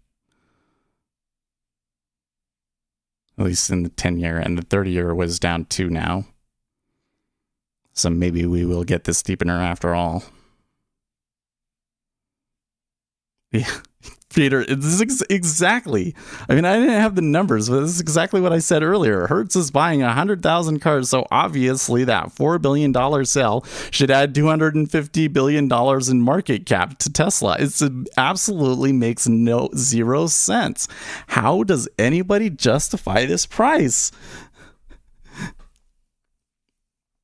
And, like, yeah, there's a short squeeze going on, I guess, puts and all that sort of stuff. But, like, at what point do you say that, like, it's beyond that? That is just retail traders going crazy? Because I'm starting to think that it's just retail traders going crazy.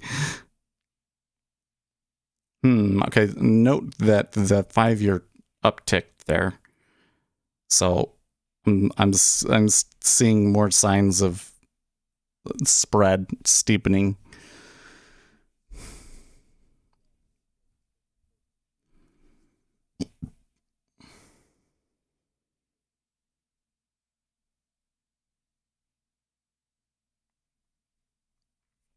It's looking a little better.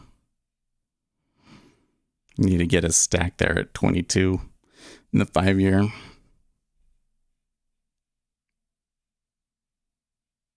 CES gonna go? Nope, still kind of shying away from those highs. So that reminds me, yesterday somebody was pointing out that SEC report on the whole GameStop fiasco. They're saying, well, it showed that there wasn't really a short squeeze, or that it wasn't really retail traders. But like, I think the thing that was more interesting to me was when you dove into it, all of the things that people were claiming was happening, like all the conspiracy theories, were basically proven false in that SEC report. A lot of things that we said, no, that makes no sense. That's not how the market works. And there could have been way easier ways for them to disprove it, but they just went through all of the data and they're like, no, that doesn't match up with the data. That doesn't match up with the data. But it does appear that like there was a lot of retail trading buying, and institutions buying along with them because the retail traders are buying.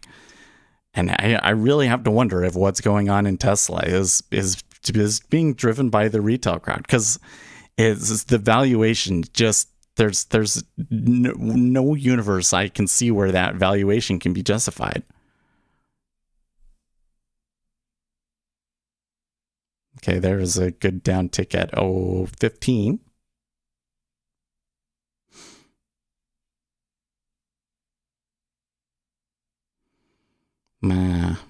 Biden average approval rating dips to new low, says 538.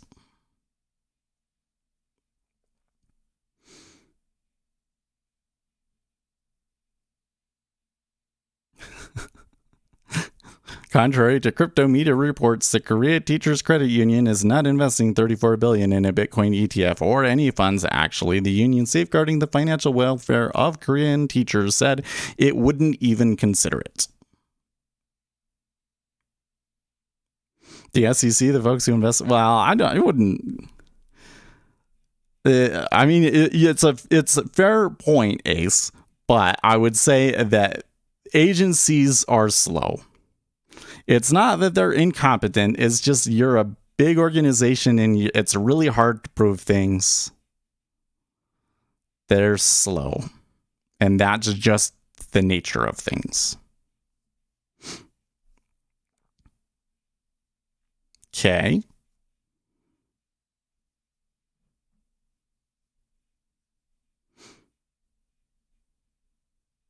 So this is still kind of being like the slow creeper, huh?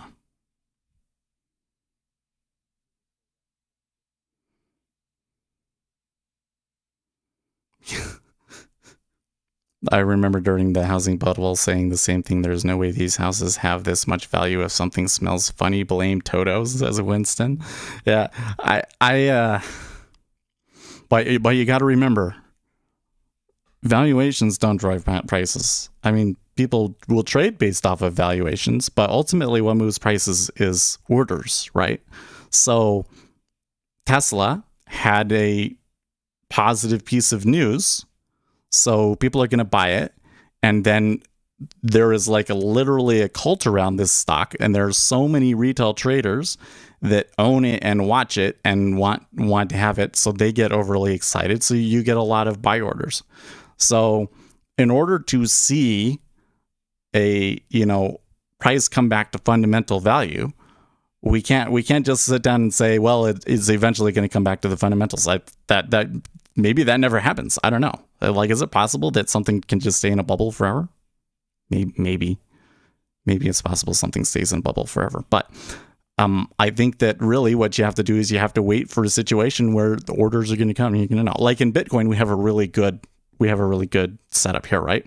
Because everything in the short term says buy Bitcoin. But in December, if the Mt. Gox whale starts selling, that they're going to get destroyed. They're going to get obliterated, right? So we know there's some orders that we know are going to come. And it has nothing to do with any kind of fundamental value or anything like that. It's just that's a large institution that has to do something. What is going to cause that to happen in Tesla?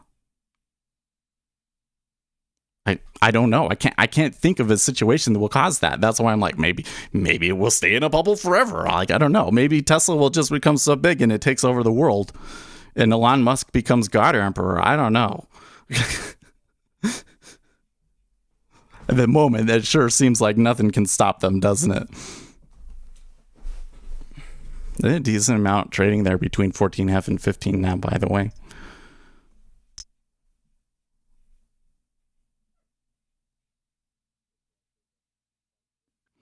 I heard the baby a little bit. If I went up there, it probably would wake up for me, but I'm wondering if you'll just keep laying there for a little bit longer. There's that E-mini still going. Oh, I got out of my trade. Good deal. I hit my target. I probably should have extended it a little bit. When did I get out? 45.87. Okay, so just barely there. And what does our VIX target say we could potentially get? In ES, it says 98. Oh, well, 10 points more is reasonable, but I don't know. So we just got a pretty good move up there. Like, they might chill for a little bit here.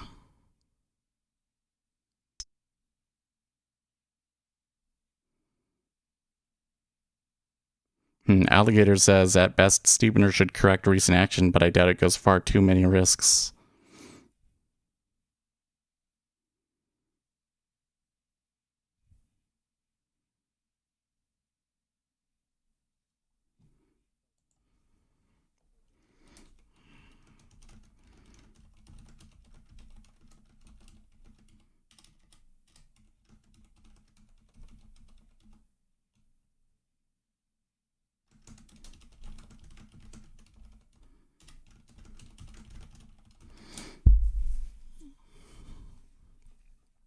So when you see move like this,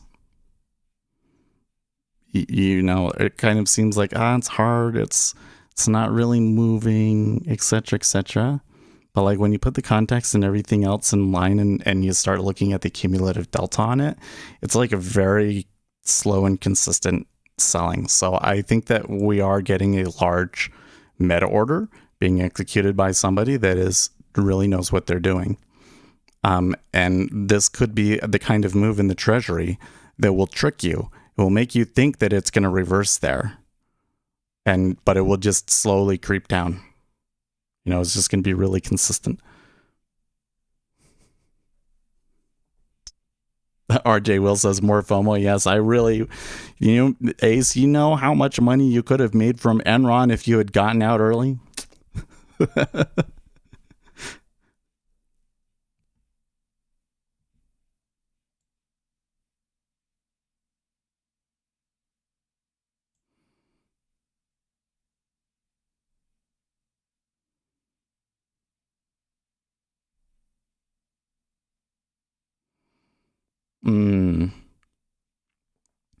Let's see here. Roth Capital. Tesla's current valuation appears to rest on the specious assumption that the hundreds of electric vehicles slated for launch by 2025 will all be flops.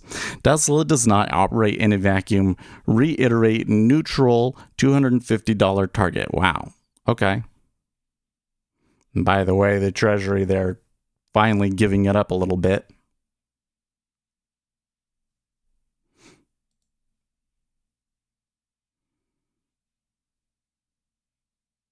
Haven't seen like a huge order through here yet, but could come.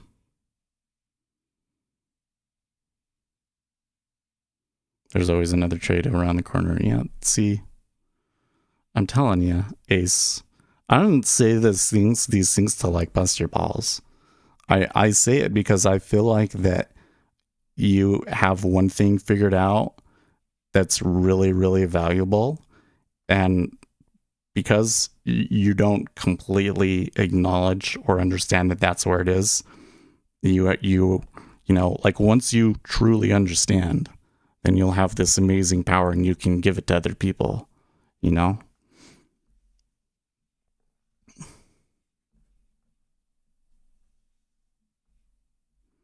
And just what you're talking about, your attitude there that like there'll be another trade tomorrow, this is a key part of what it is that people need to know, right? Because what'll happen is you get a big move and then everybody says, oh, I don't want to miss the big move. Instead of like you, where they say, well, it moved more than 2 points today, it'll move 2 points tomorrow, I'll still get it, right? And if I'm not on the runner, if I didn't catch the runner, because you could have caught the runner today, right? You know, I didn't catch the runner today, I can catch the runner tomorrow or next week. It doesn't matter. I'm not going anywhere.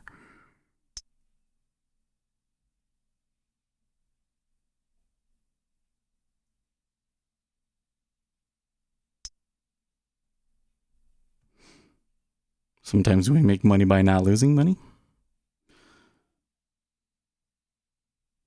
That E-mini is maybe the 45, maybe it's just going to go straight to 45.98, not stop. So it sure seems like it just wants to go, huh?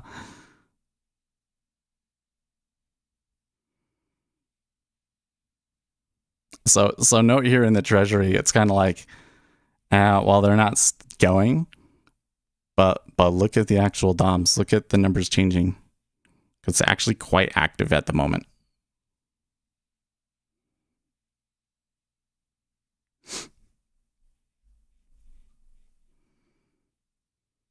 How did you get a 45.98 number?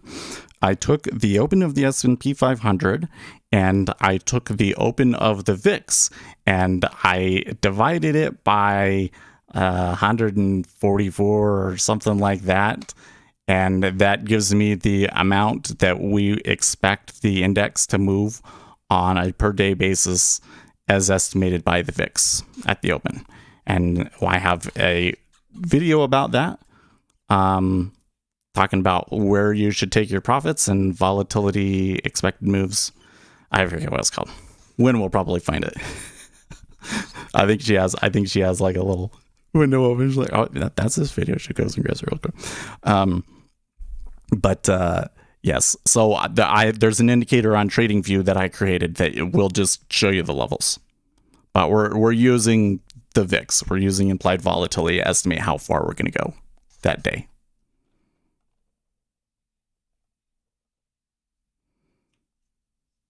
Implied volatility was 580. No, it's like 40 something, right? No, it's not even 40 something. It's like, that's actually probably crazy high. What is it? Let me add it to a chart.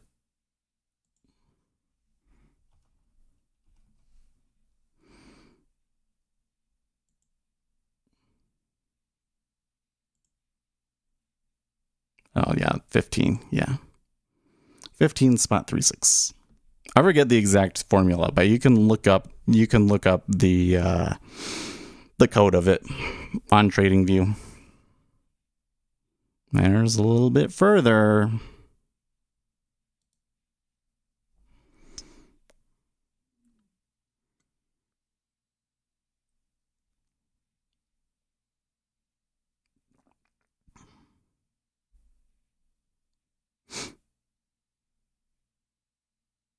How much time do we got here? 35 minutes? I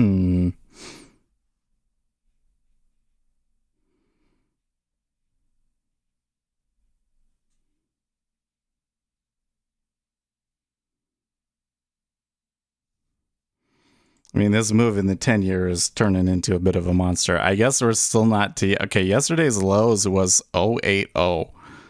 So, like... if they're really, and it could be justified. You could justify lower than 080. I don't know if they actually have the orders to get there, but you get what I mean. Like there could still be some opportunity in this.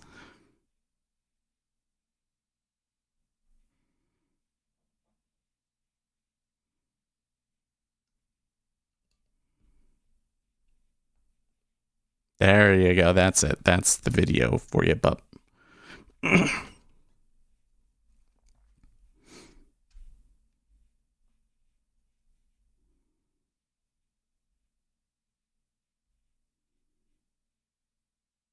Okay. So they're kind of like coming down to that low, but then it's like, nope. Okay. I haven't seen like a huge order. There was a little bit of stuff over here in the 5-year. But you know, like it's steepened a bit. But the 5-year is coming down. Like the 5-year is chasing it. I think there's some people with a flattener on there that aren't happy about it, trying to stop it.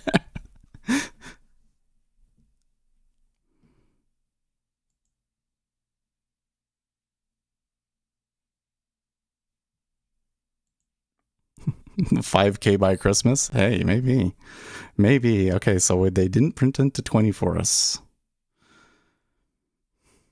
You had a good one in the 5-year? Did anybody take the 30? Did anybody take the 30? Short or long or whatever? Did you take one at Uzi?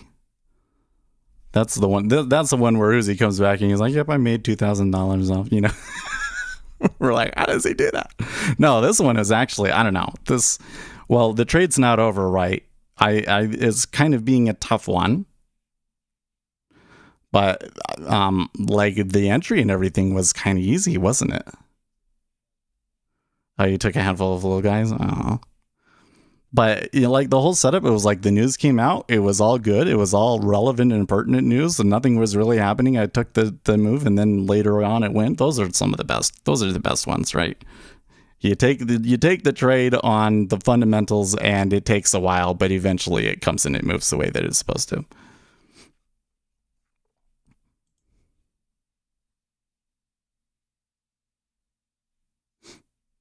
Sounds like that Capitol Hill is moving and doing stuff, but that the big events happen tomorrow. So we should keep that on our calendars.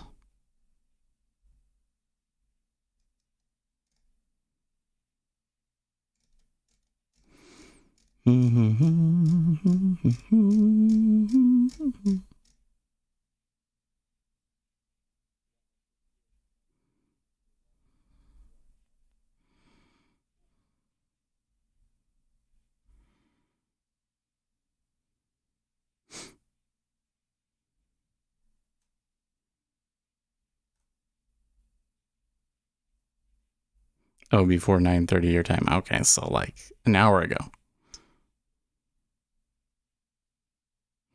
4K at 12.5. A.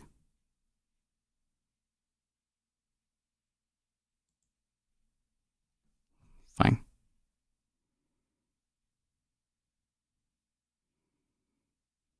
They took that a little too easily, didn't they? Maybe I really could have gotten 20. You see, they ticked through. So there's the large order 12.5 that they ticked through it. So let's get a range around here between 13.5 and 11.5. So I'm kind of sitting here thinking, I think that I could get the $20, but I don't know if it's going to happen before I quit trading. So the big order came through. I decided to take it off of the big order.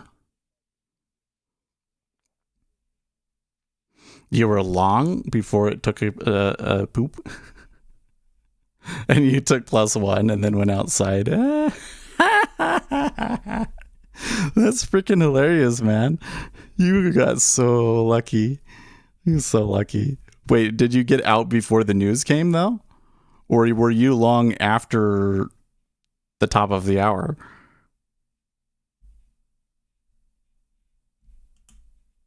Did you fade me? Did I?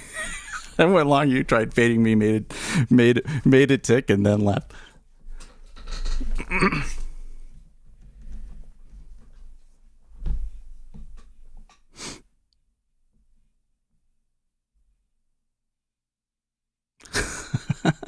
Joe Manson jokes that he doesn't have a party anymore. I don't know where in the heck I belong. Oh, poor guy.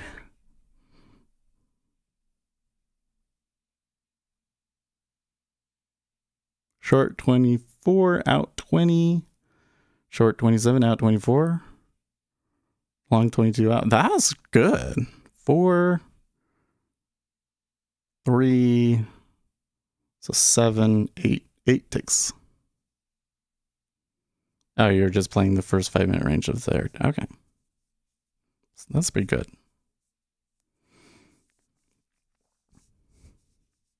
3 for 3 like that. That's good. Did you get any adverse excursion on any of those?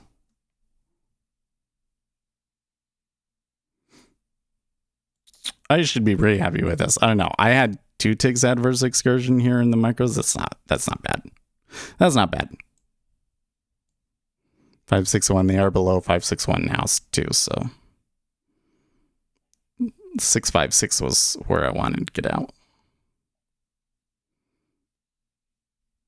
Now the equity one, I had 8 ticks adverse excursion. So if we were doing aces strat, that would have been bad, right? Because he only has a 2-point stop, but much closer targets.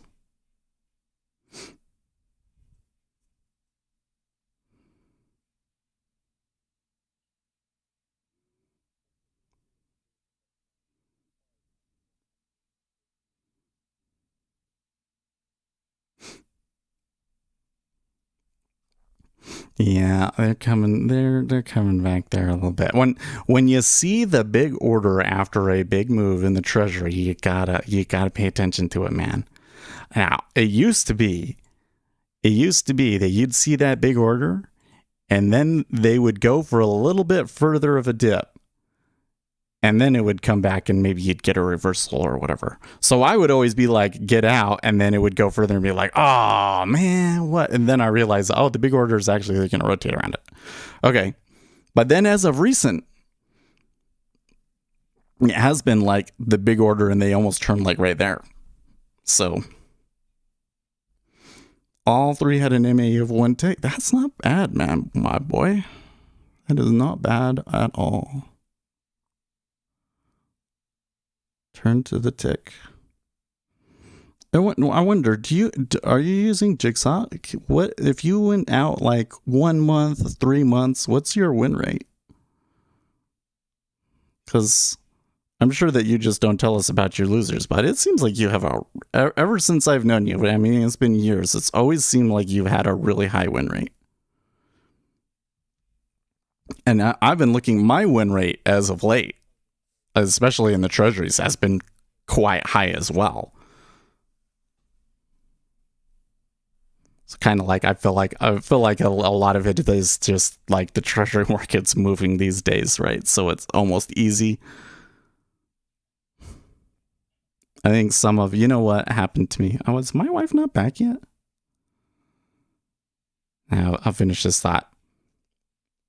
I think maybe one of the worst things that can happen to you is you come in, you start trading, and you immediately have success. You know what I mean? Like you don't know anything and you're just lucky and you have success, and then it goes to your head, right? I think that for me, what happened was I came in and, I think I had some things going, but I think that I just came into the treasury market and a really difficult time to trade treasuries. Those first few years, like 2017, that was so bad. The volatility in treasuries was so bad. And I used to think like, why is it so hard? Yada, yada, yada.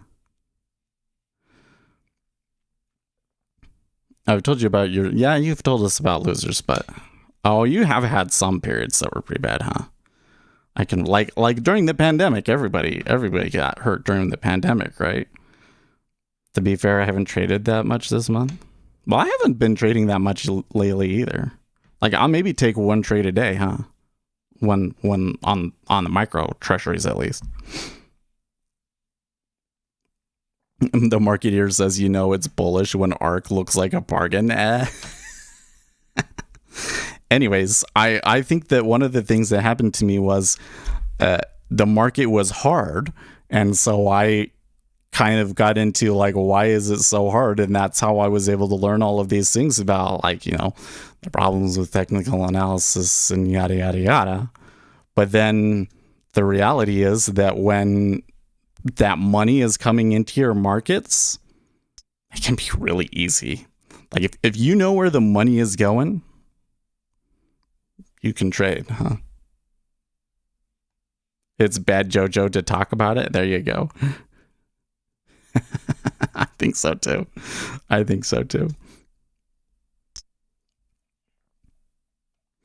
But it's interesting to know just because it's like, okay, so where do their insights come from? Because when I look at you, Uzi, I don't know how much you pay attention to news, but you do seem to have a knack for like knowing where it's going to go.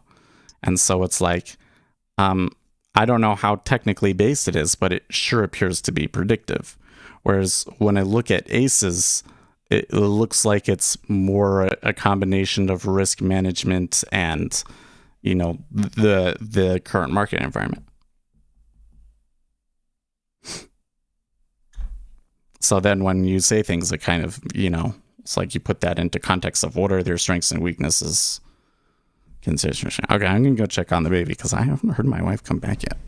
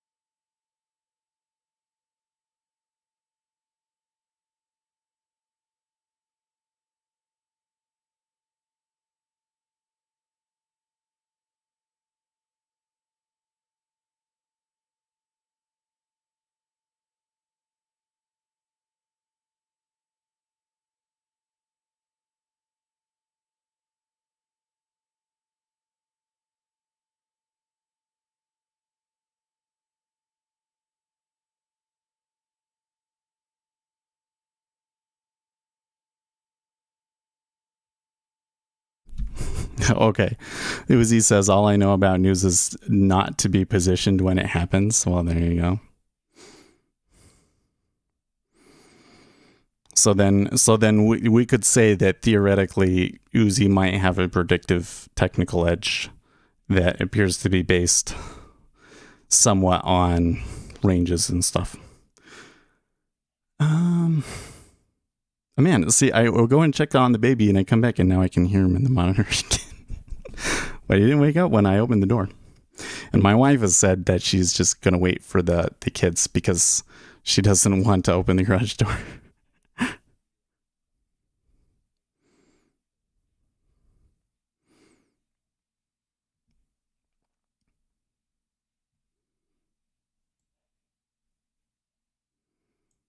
I find it interesting though, like it's really common to me when I find traders that are really successful that they don't necessarily completely understand why they've been successful. They might think that they do, but then when you really start getting into the I mean, I'm an open book about my stuff, no magic, no secrets. I look at the DOM same way you do. I have some levels set up in NT8 for the day, and I look for blank spots around my levels. Like, see your current trades column, see the blanks. I try to find those in real time at my levels. Oh, I see. Yeah, so you're kind of looking for when you get into a trade, you expect to see some momentum soon after.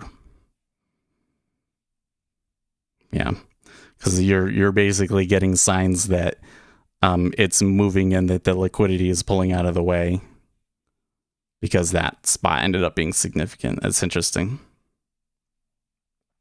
It does seem like the thing that I find is weird is that like there are definitely tendencies in the markets that are not random that you can see in the order flow. But when you find out what they are, it kind of seems like that's not an edge in and of itself. But then the more we get into it, it also kind of seems like that it can turn into an edge. It's just maybe not intuitively how. Also take pulling and stacking into account. That's hard as heck, though. It's there in the analysis, but I can never completely put a finger on that. He was moving around, but when I just went and checked on him and he was still there, I would go wake him up. Oh, that's right. He was like, if at the very least, maybe we should move him because he was like, he wasn't on his pillow. He was facing the wrong way, well, like face planted. Oh yeah, he was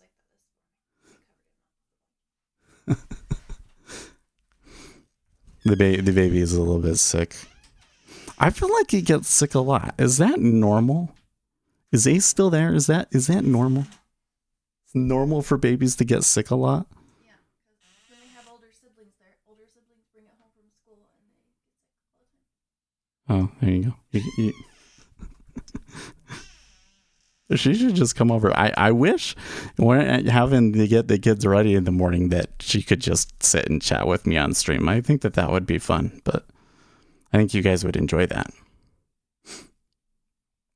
But I don't think we can get the opportunity to do that for a long time.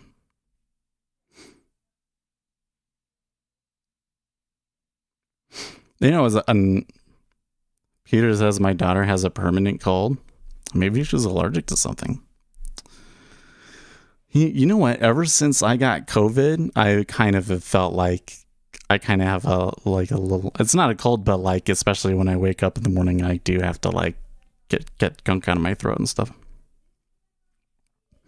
As far as technical perspective, naked value levels and point of controls for the session combined with expanding the first 5-minute range of the session up and down 9 levels. Now there might be something to that in the treasuries you're more likely to see moves start after the first 5 minutes of the range. I think there probably is something to that because there's definitely like a what do we put? How do we describe it? Like a pace. There's certainly a pace to it, And I feel like that the treasuries, it's the strongest in treasuries, that it's like you have a little bit of a move and then it will go nowhere, and then we'll have a little bit of a move. And it's like there are certain times of days when you'll see that happen. And you kind of get to this point where it's like, okay, like we had the move now, unless it's a trend day. Like in this situation, it's probably a really good example. 844, we tend to see often moves after 9:30 after the European market closes. But given that it's pulled back as strongly as it has, unless today is going to be a trend day, it might be over. Although, given how good that news was and the levels that we were at yesterday, this could be a trend day. There could be more in it. So this is one of those situations where I would say that, hey, there could be more. This year's Thanksgiving will be the most expensive meal in the history of the holiday.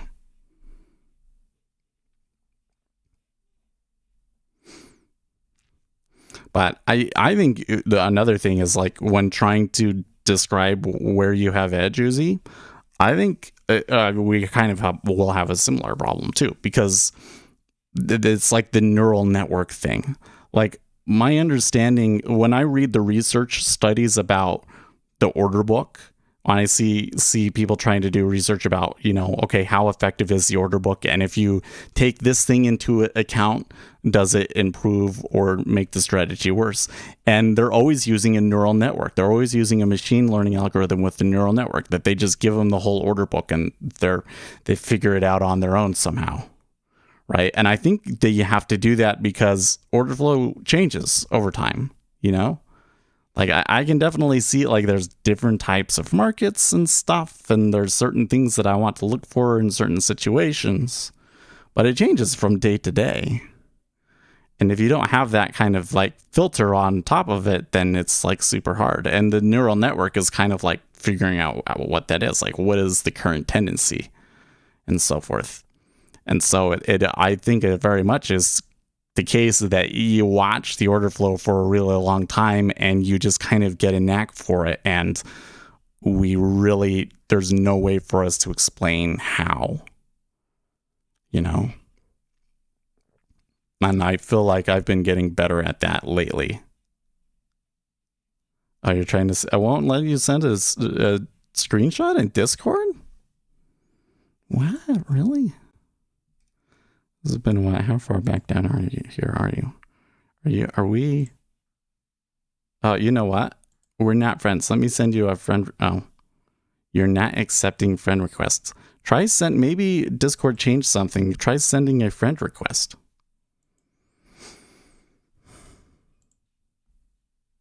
Or maybe you've sent me one before and I just don't.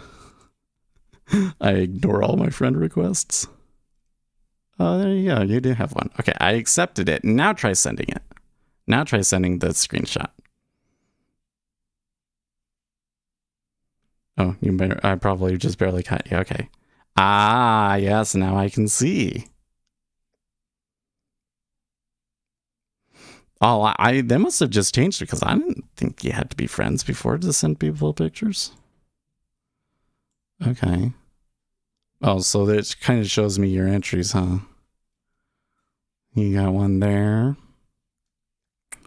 You got one there. Interesting that you're using their little bubble thing. That looks like really effective on that one.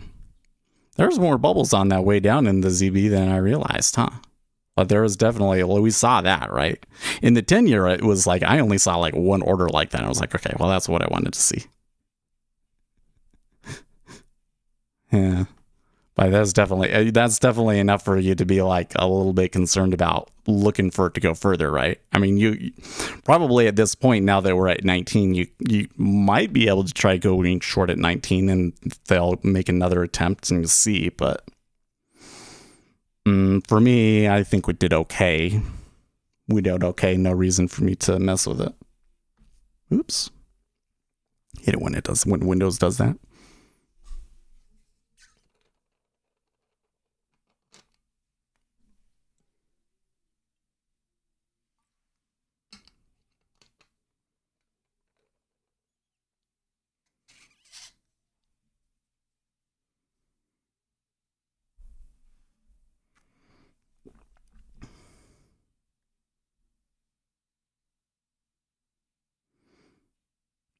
I like using the order bubbles, but you tend to have to tweak the settings depending on how heavy or light the day is. Oh yeah. That I think that's one of the big advantages with the jigsaw charts, though, is that they're able to adjust the bubbles based off of the size, and you still have to adjust it yourself from time to time, because it's not like they should probably add another filter to it that's like scales it log based, right? But yeah. Jigsaw's automatic. That's an advantage of that one. Oh, and what's this top thing? Resting. Oh, is that my indicator? I forget what we call it.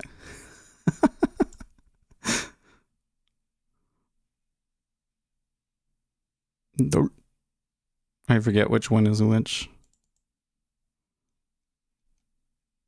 Yeah, is that the largest resting orders?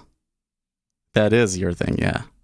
But I can't see the whole name of it. So is that the largest resting orders one?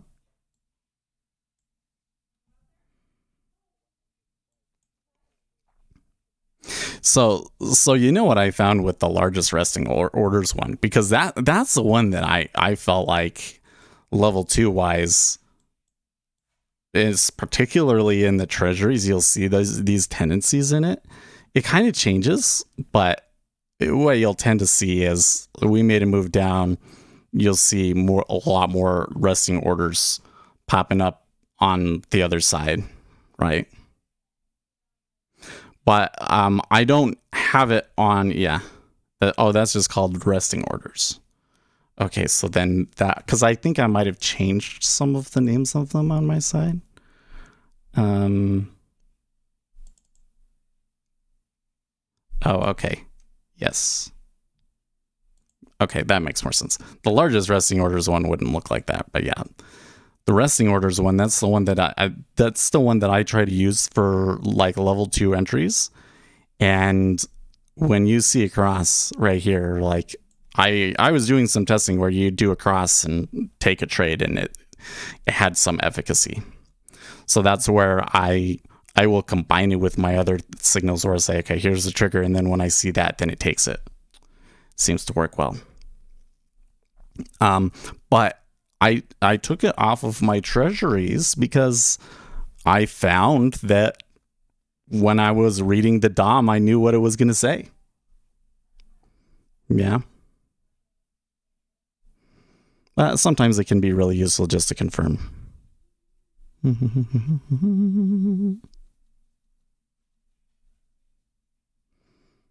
So the other thing is that I actually have another version of this resting orders that's a little bit different, but I wasn't able to. I didn't put it out because I wasn't able to prove that it was better than the other one. They both kind of had some advantages and disadvantages in how they filtered it.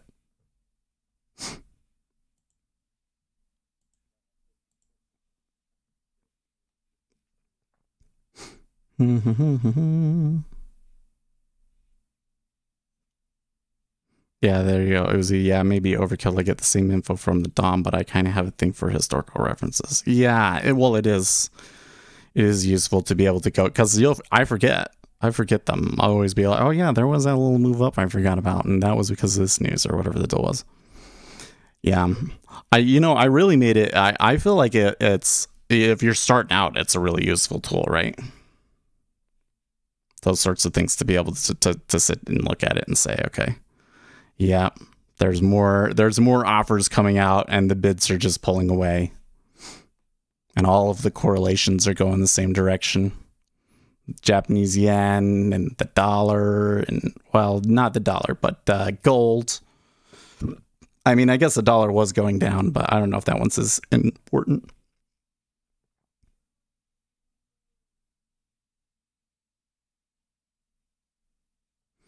One thing that I like is Acme value candle. What is that?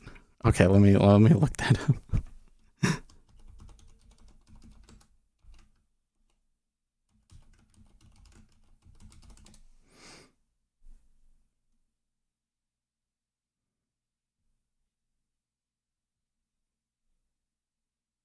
Is that from Rancho Dinero? Rancho Dinero?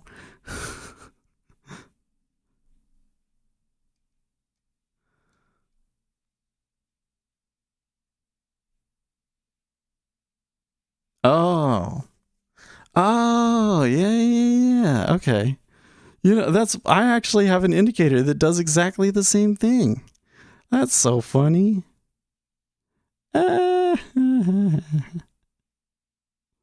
He's selling it for $70. What?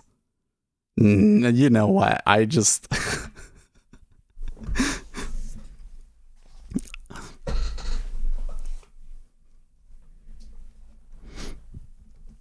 I think it's a really cool indicator. I think that there's a lot of things that you could add to it that would make it better, but I don't think it's worth $69. Like if I was selling that, I would sell it for like $20 or $30.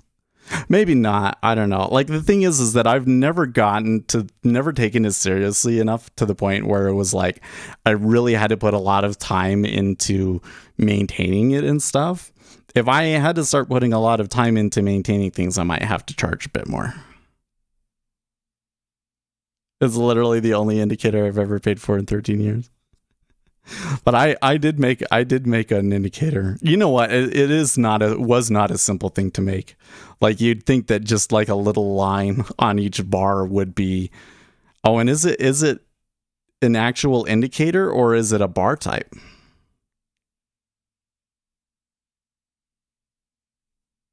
Looks like it is an indicator.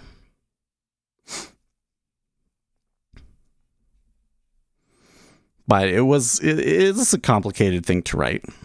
It's not hyper simple. It's still an order flow indicator, so you still have to have like all of the fancy data structures behind it and all that. But it's one of the things that's funny is that I don't get to see what you guys do with my indicators. So like I know that some of you guys are using them. So I wasn't sure that Uzi used it.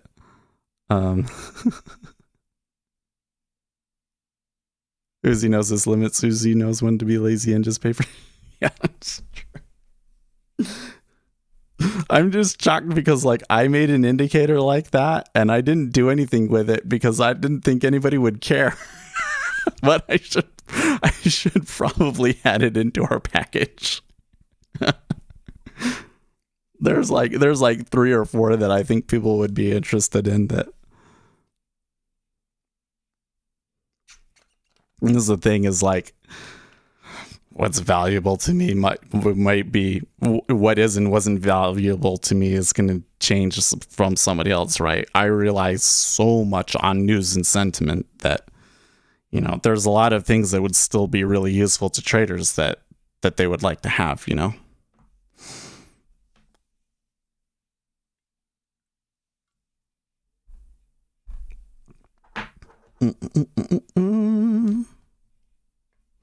What should we put for today's title?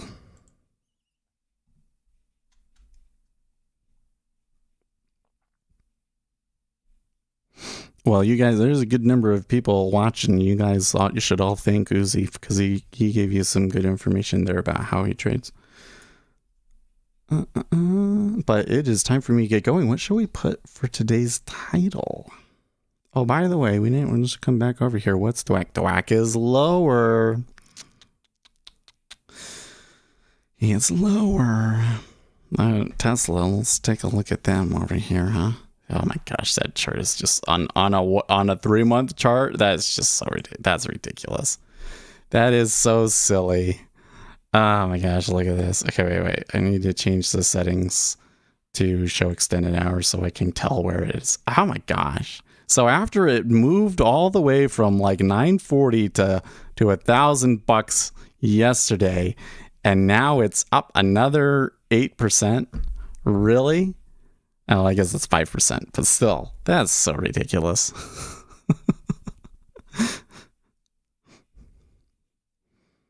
Okay, edit. Rates. rise off good numbers. Tesla goes nuts. Because Tesla is it's insane, dude. Okay, guys. Well, I feel a little silly right now. Because I said a lot of things where I was like, oh, well, this and this and this. But then you all, like, said other things that made, like, really changed my expectations. So this is cool. Tomorrow,